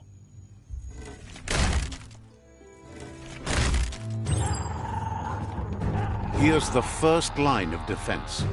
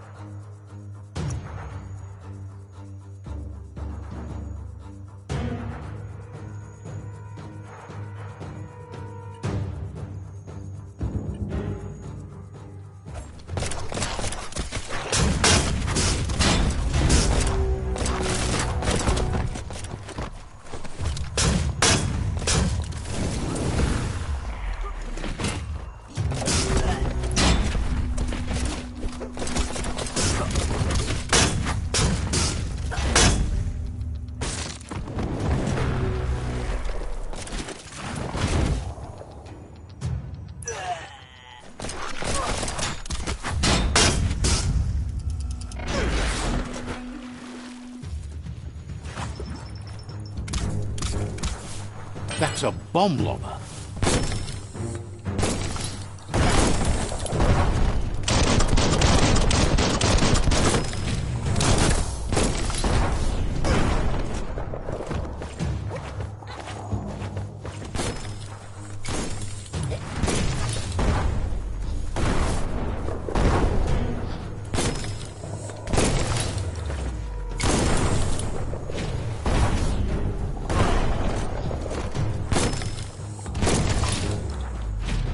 Hit the spot, wrecked it.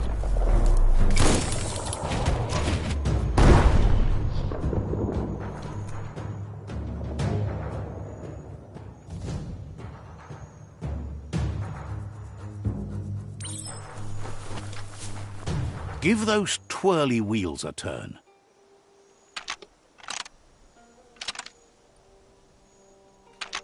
Just a few moves left. Make them count.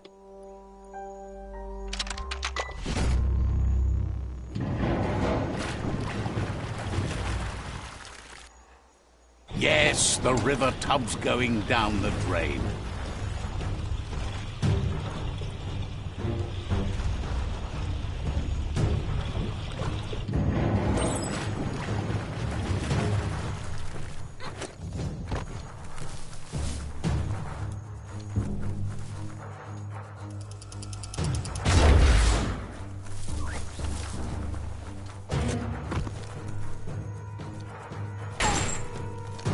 Keep going.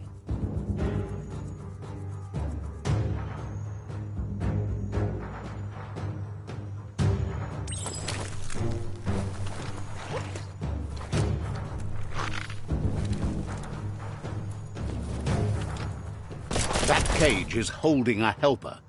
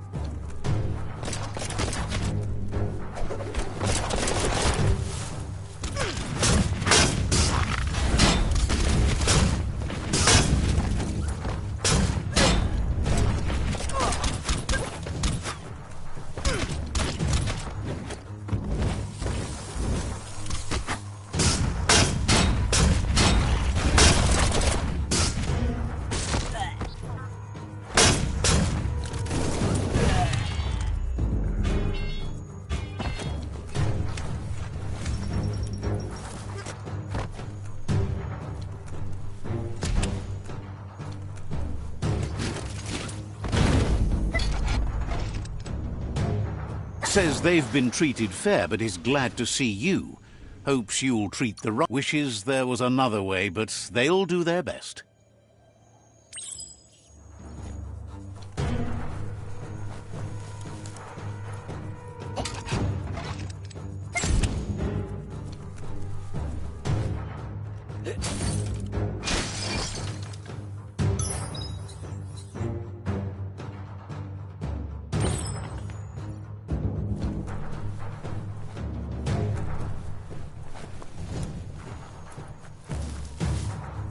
A sharpshooter.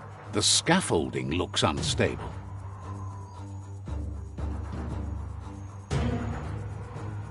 Better stay clear of the red ray.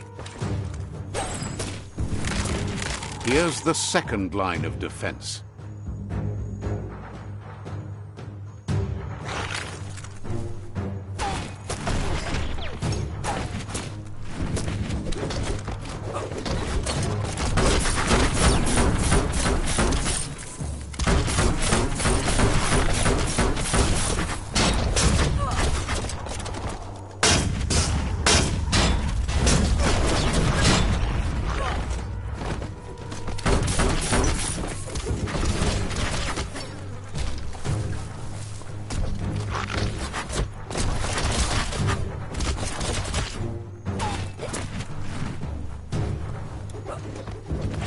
Red means danger.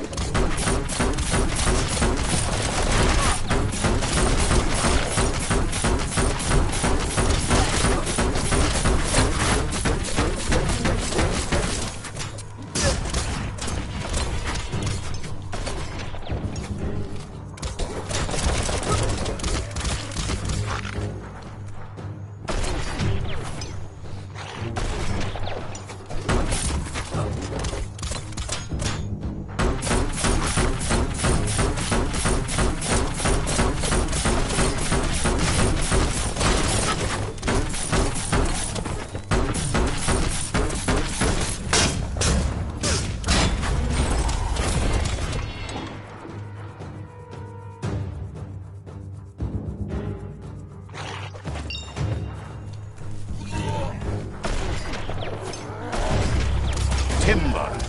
Bet a big bump will bring it down.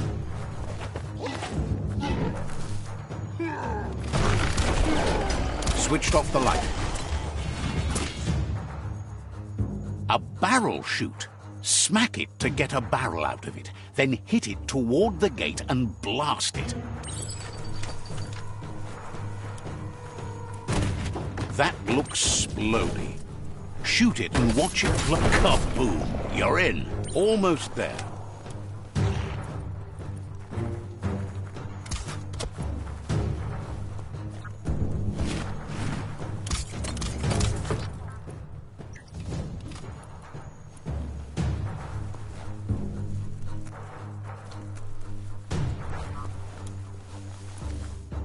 The outpost belongs to your tribe now.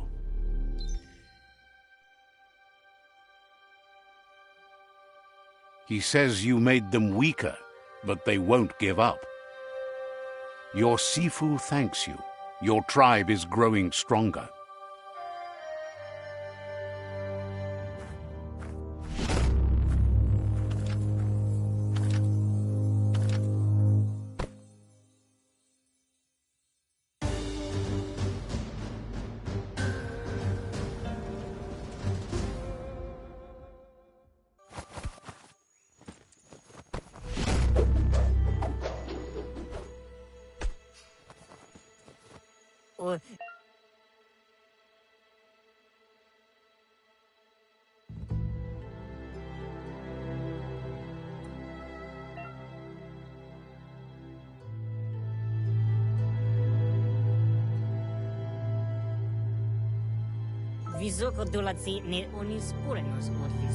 Says you did a great job capturing the outpost. You've earned the privilege of carrying the tribe's weapon. Believes you'll be even more dangerous with it. Out of Date says he's doing his best to keep up, but from what he can tell, it seems you're making progress with the tribe conflict. Far come makoto far titaba. Momombusu? He had a feeling you'd get along with the Jagni tribe, but it remains to be seen what the future holds for your alliance. Nuekek ujbar no barke. You seem to get along with the Jagni tribe, which doesn't come as a surprise as you share an ominous outlook on life. Tolua lo toloka ba lo yualu. But out-of-date emphasizes that solving the tribe conflict won't matter unless you help make a stand against the World Eaters. That's the sound of impending doom. Out-of-date's premonitions of imminent disaster are true. The Porkypuff needs to be handled. Shintuata moti huasa befarbihita huntokub kirko. He says the time has come to confront the Porkypuff at the end of the East Route. Mpa, wherefore, where? Goop is working on making his goo glide strong enough to break the waves out to the World Eater.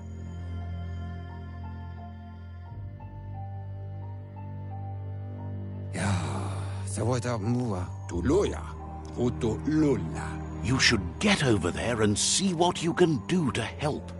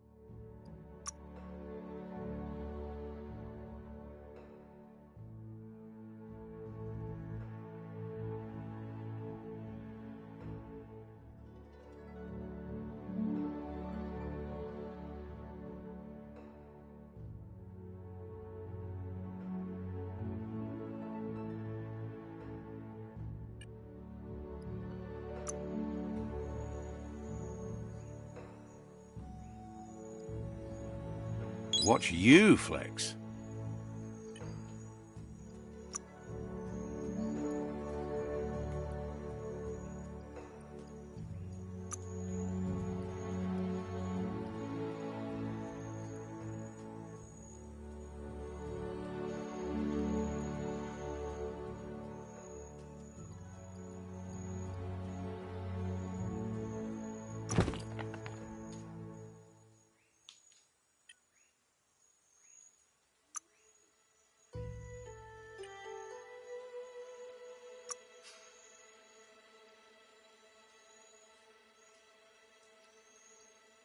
A perfect fit.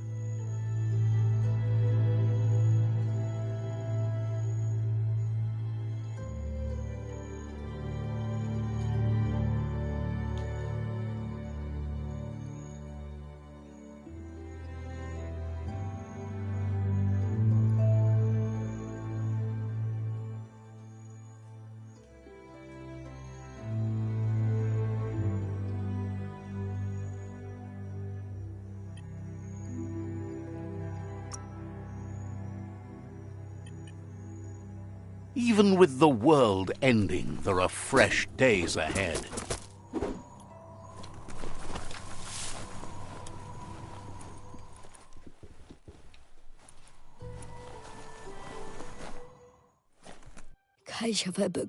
Complains that it's hard living in a world where everything's falling apart.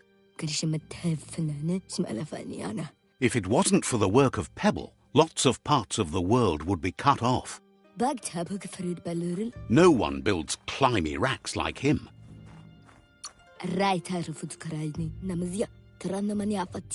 Says he's a high climber who builds bridges and zip lines.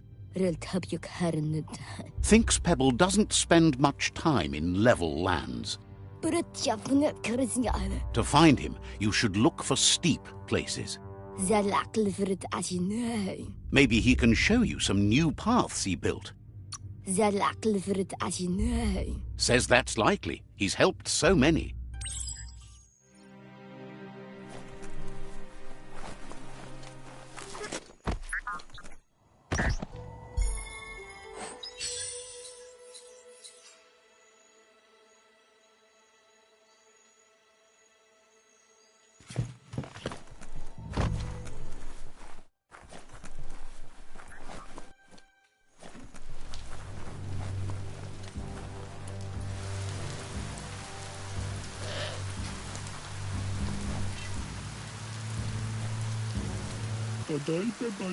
Wonders if you would have turned out better.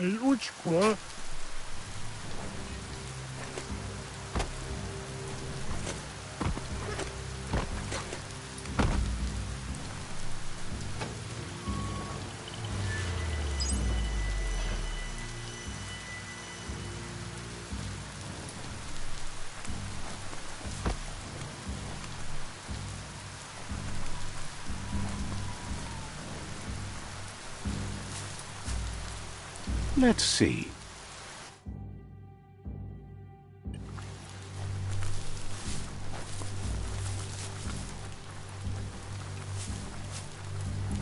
That's a resource totem, a monument left behind by those that picked scrap, trying to keep the area clean.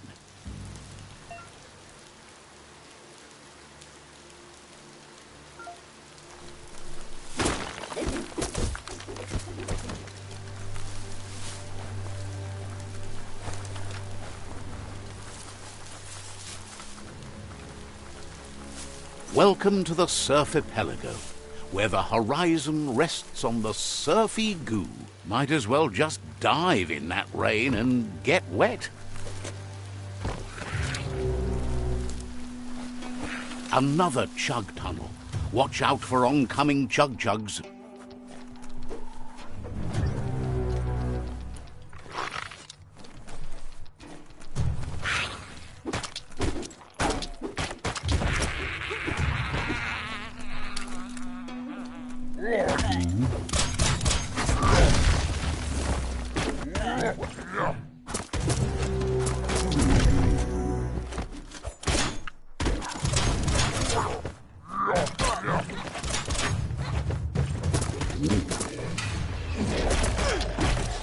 Choke up that grip.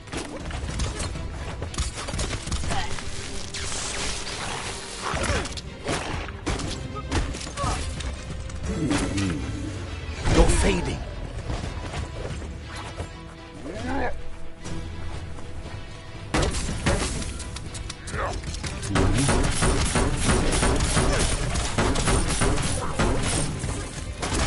See that e-waste?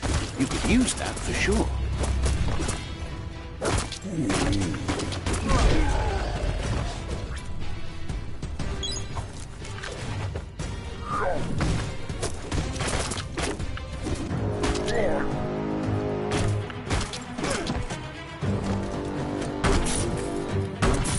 Batter 'em down.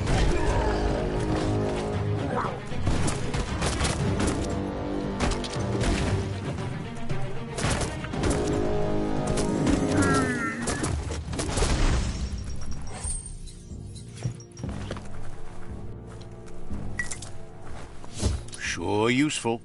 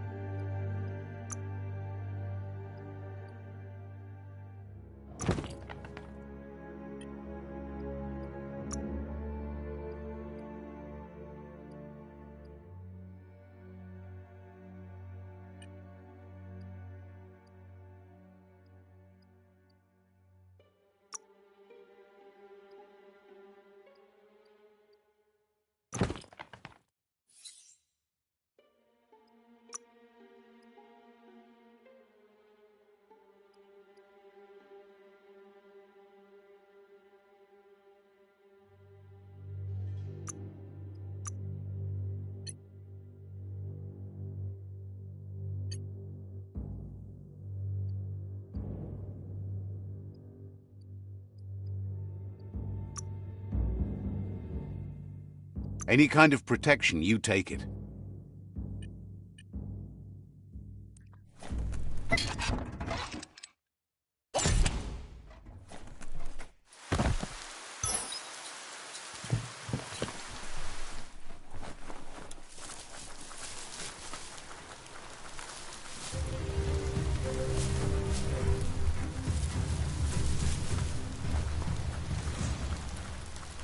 You have hours stretching before you.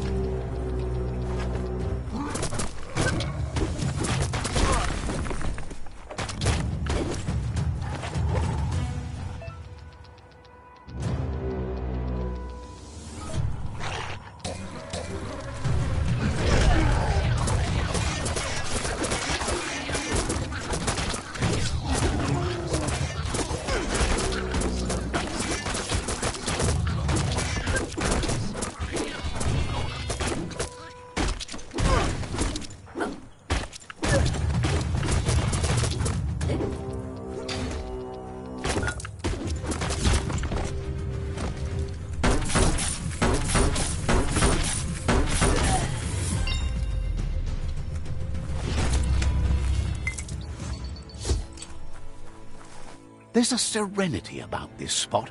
It's a place for rest and recovery. When day...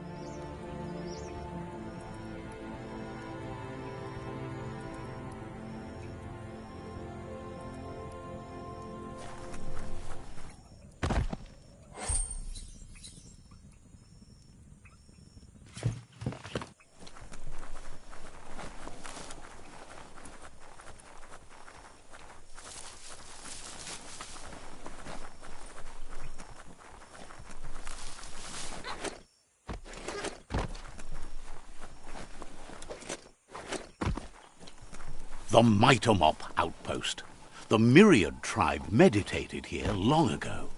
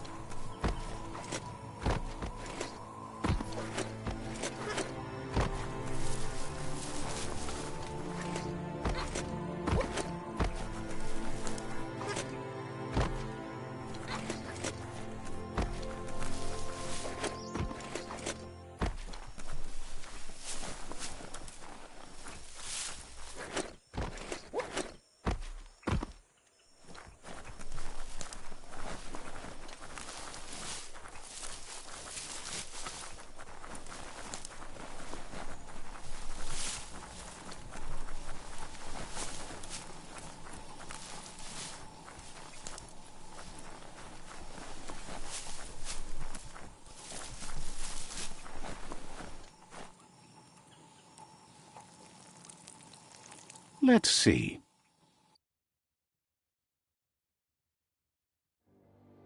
The sound of the surf is never far away.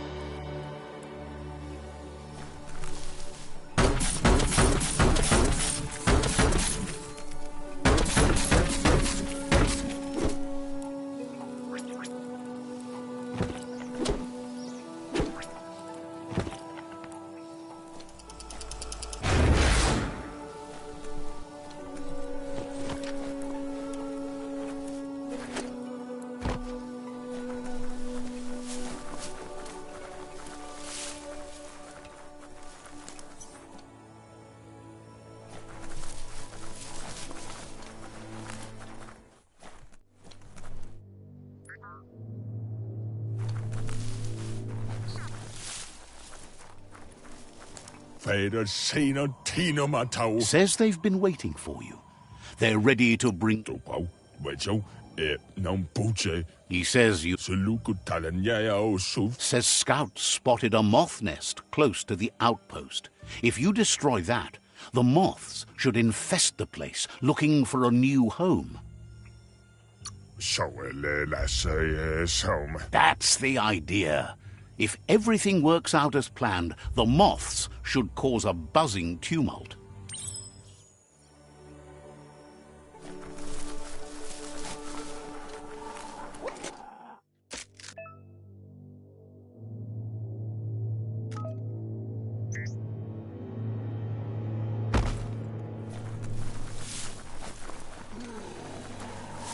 That's the moth nest, over there.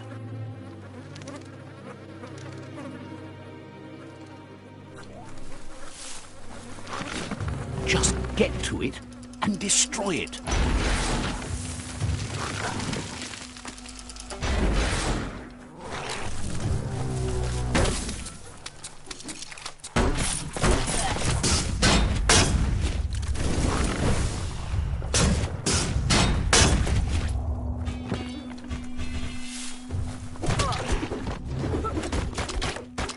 Fan 'em back.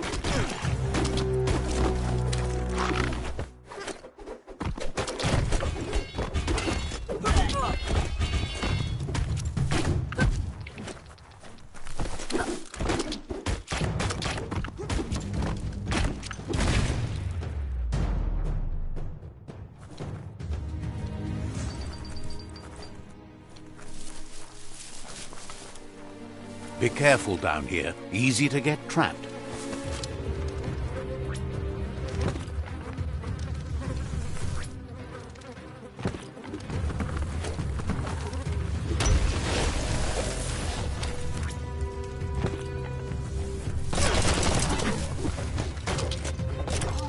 Swing, batter.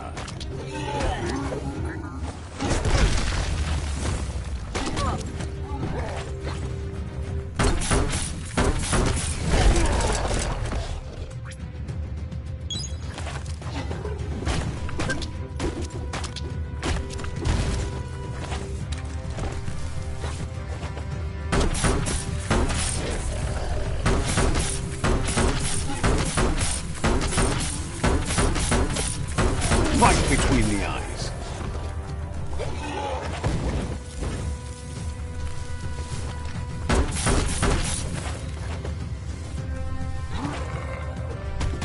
The simplest thing.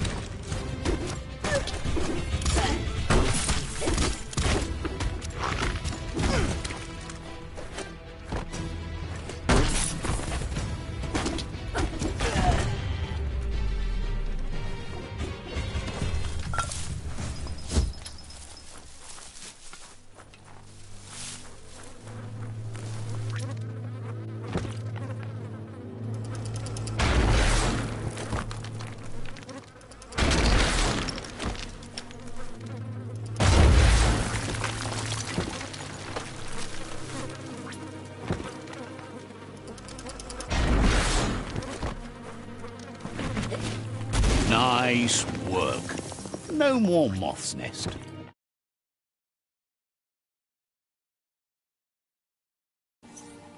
There go the moths toward the outpost. They're good and mad. The outpost belongs to your tribe now.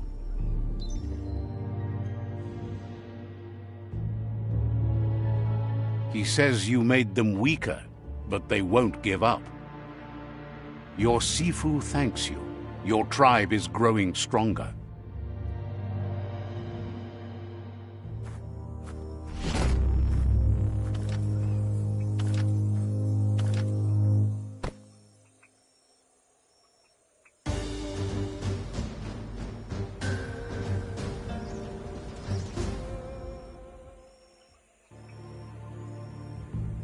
Heads up.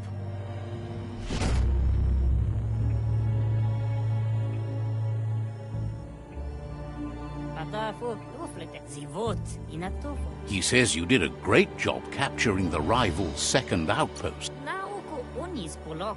Thinks your foes will flee before you can reach them.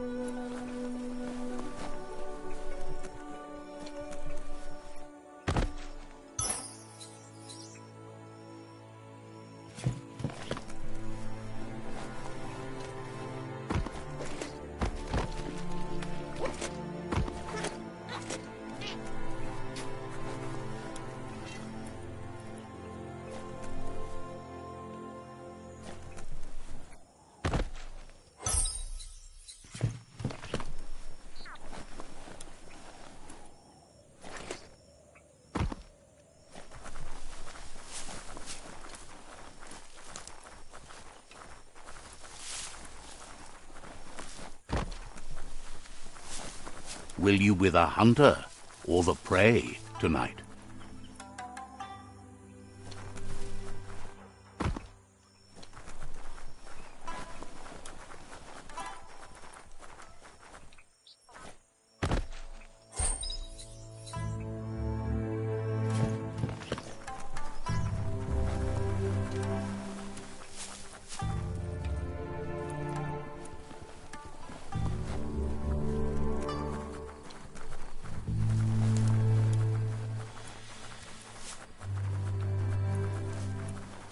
This is a quarrel spot. So many wars have been fought over this patch of dirt. What a waste.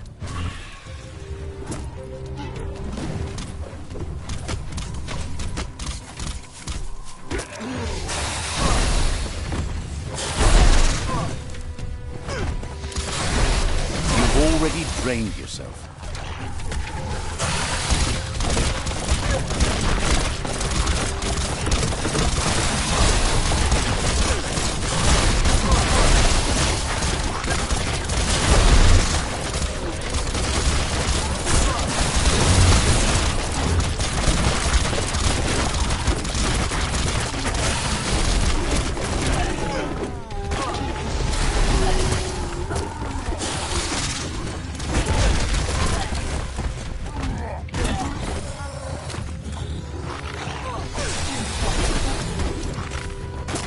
Cut down.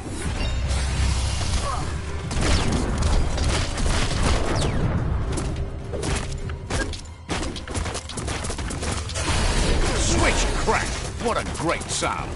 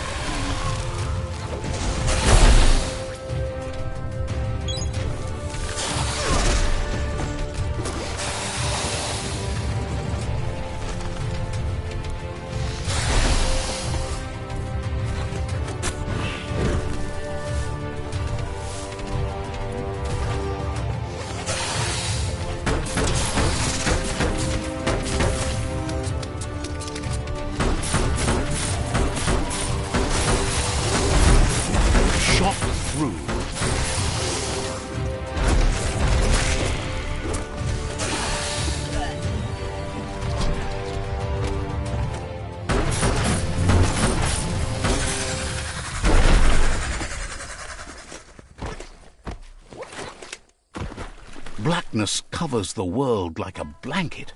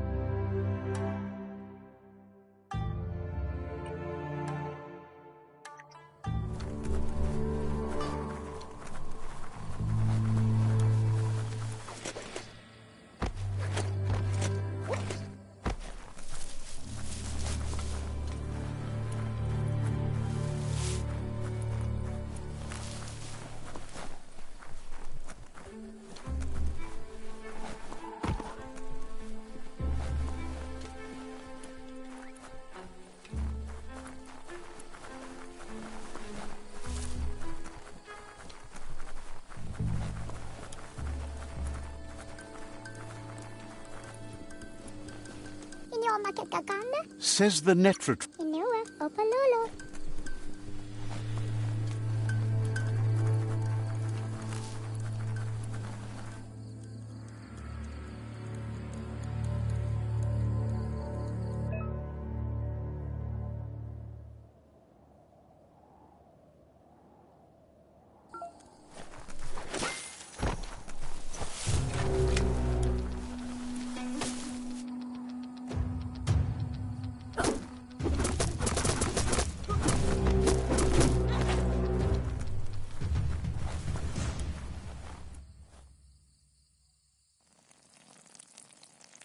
Let's see.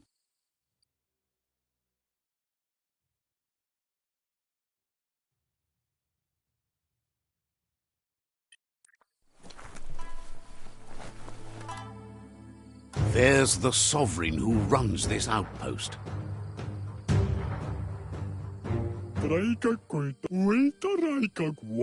He didn't expect his outpost to be invaded, but now that you're working with their rival, he can see why.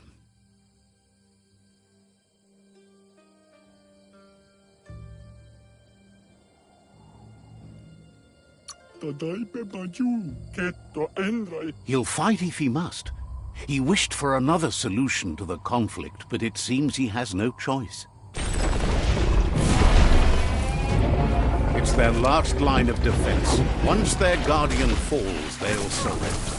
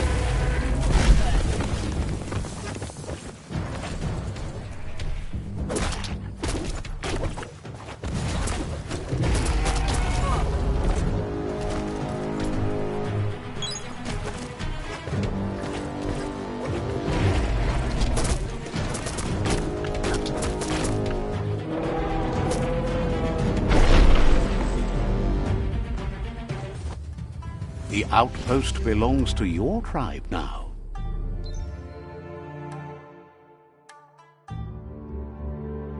He says you made them weaker, but they won't give up. Your Sifu thanks you.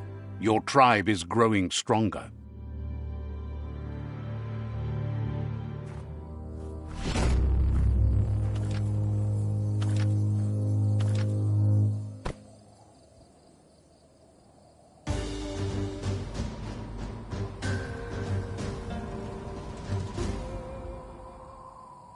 thinks you did a great job capturing the rival's third outpost and believes the rival is weak enough to engage them at their fort.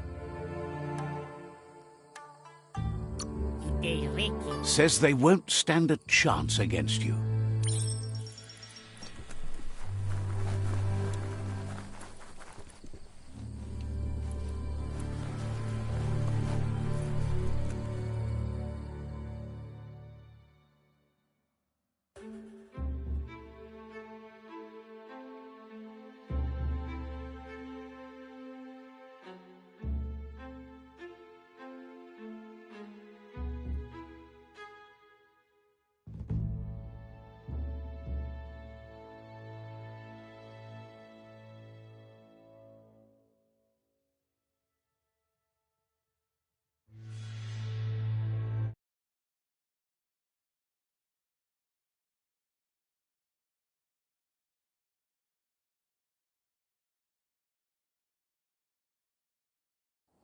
You can always come back, until time runs out.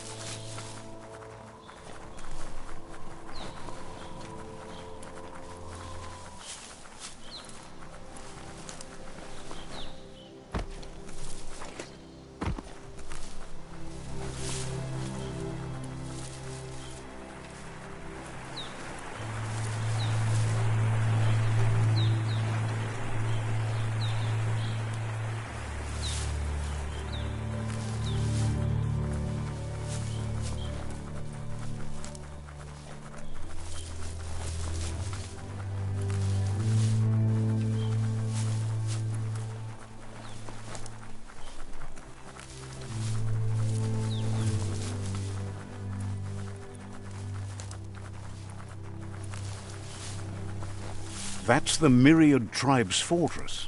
Will they be friends or foe? You should head up there. That way you'll know.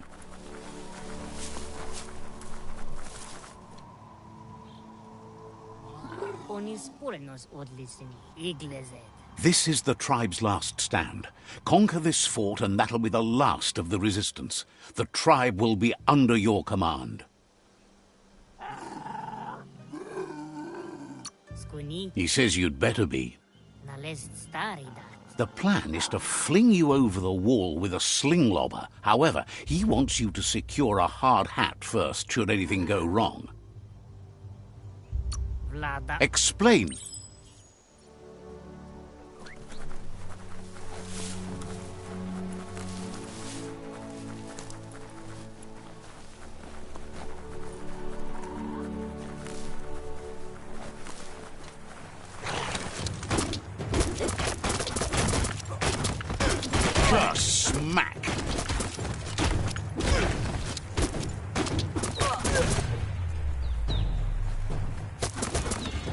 The world is awake.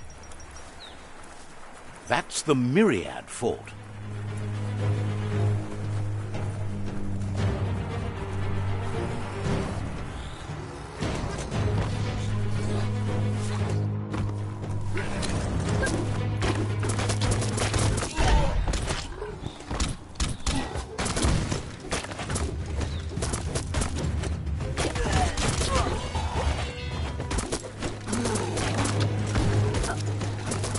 Crack that skull.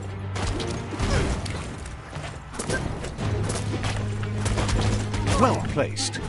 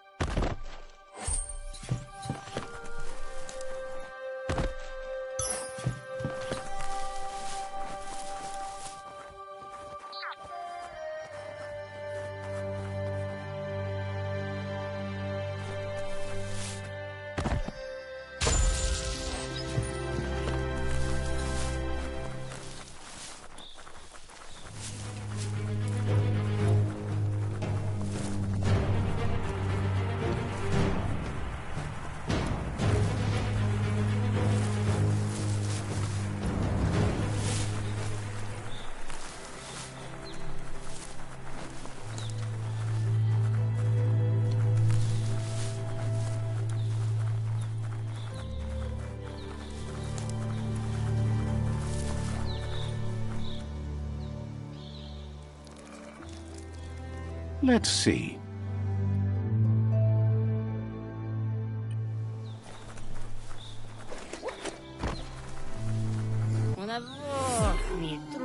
You need to hit them where it hurts. Inflict as much suffering. You're the hammer on their nail.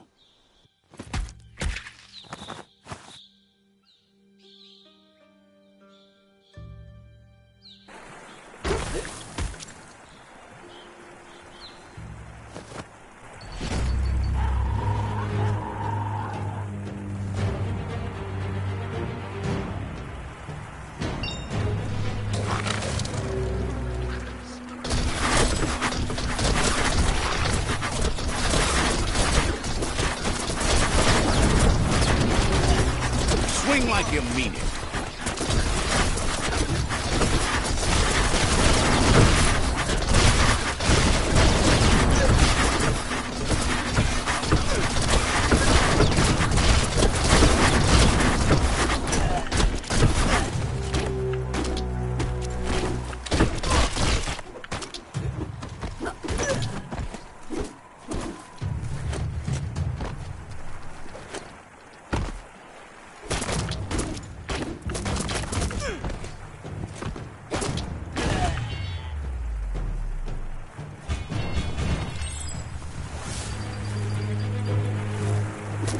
That's a fire starter.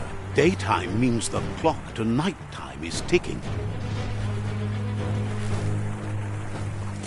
The dry grass looks like it would ignite easily. You just need to create a spark to light a fire. It burns brighter than the light.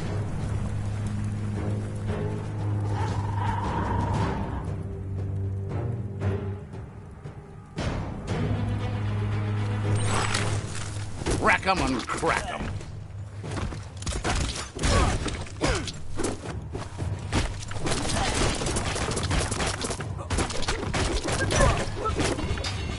Those skulls aren't going to crack themselves.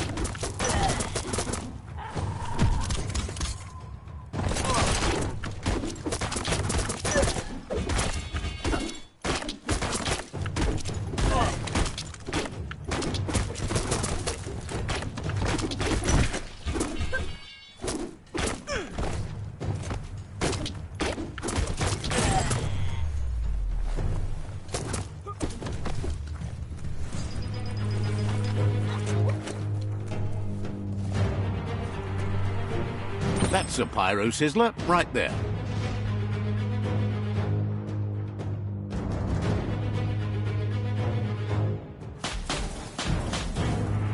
Nice crackle. Just get to work on it. Make it frizzle.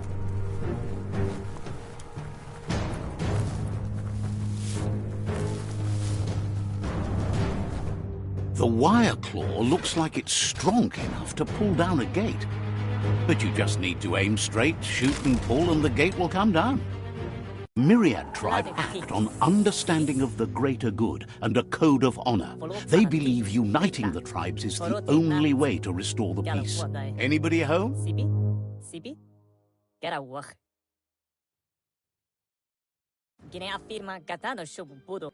He was hoping it wouldn't end this way. There's no reason to fight instead of uniting. It would be fighting over nothing.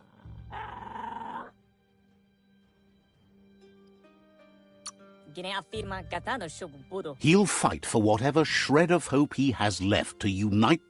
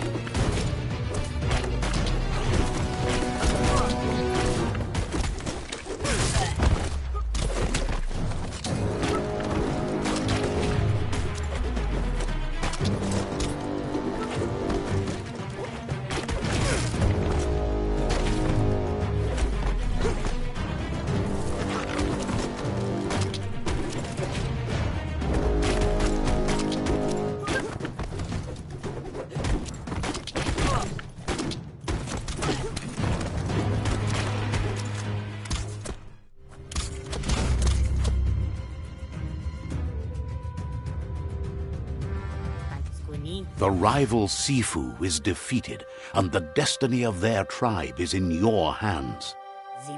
You are free to choose their fate, but not free from the consequences of your choice.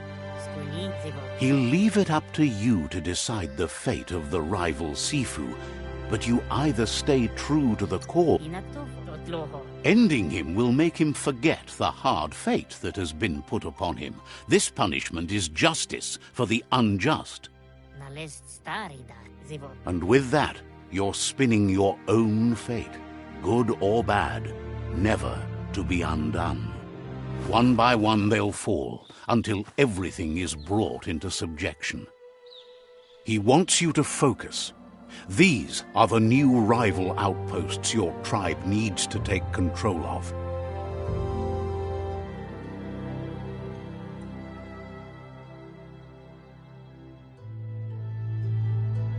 He says you'll regret not being on their side.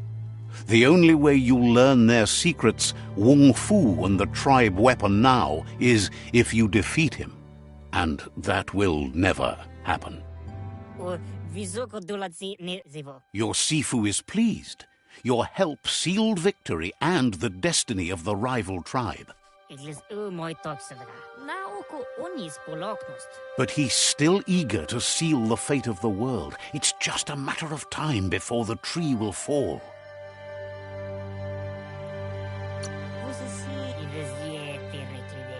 Fate is never fair, and it loves the fearless.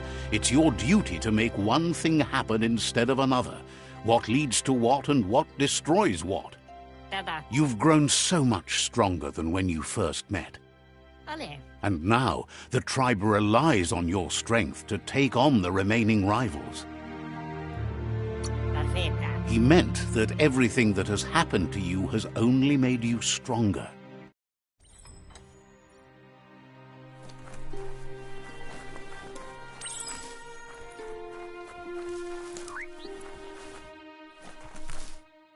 It's the Myriad Boomerang.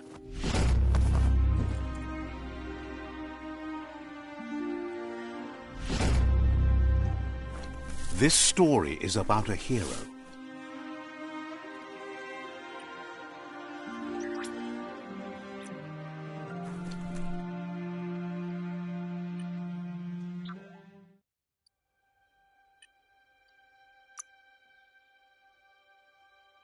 toughened up.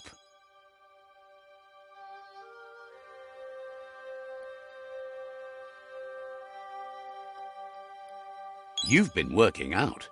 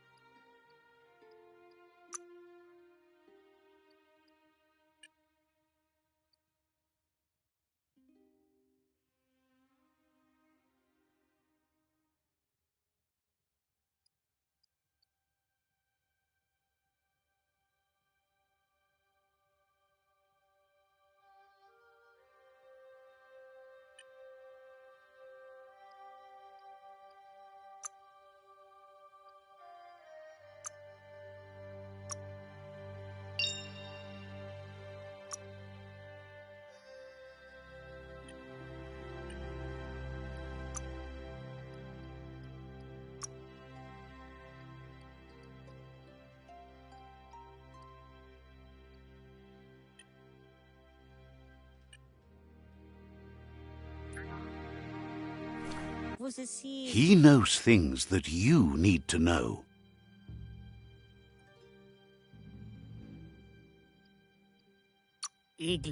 Wonder. He knows things that you...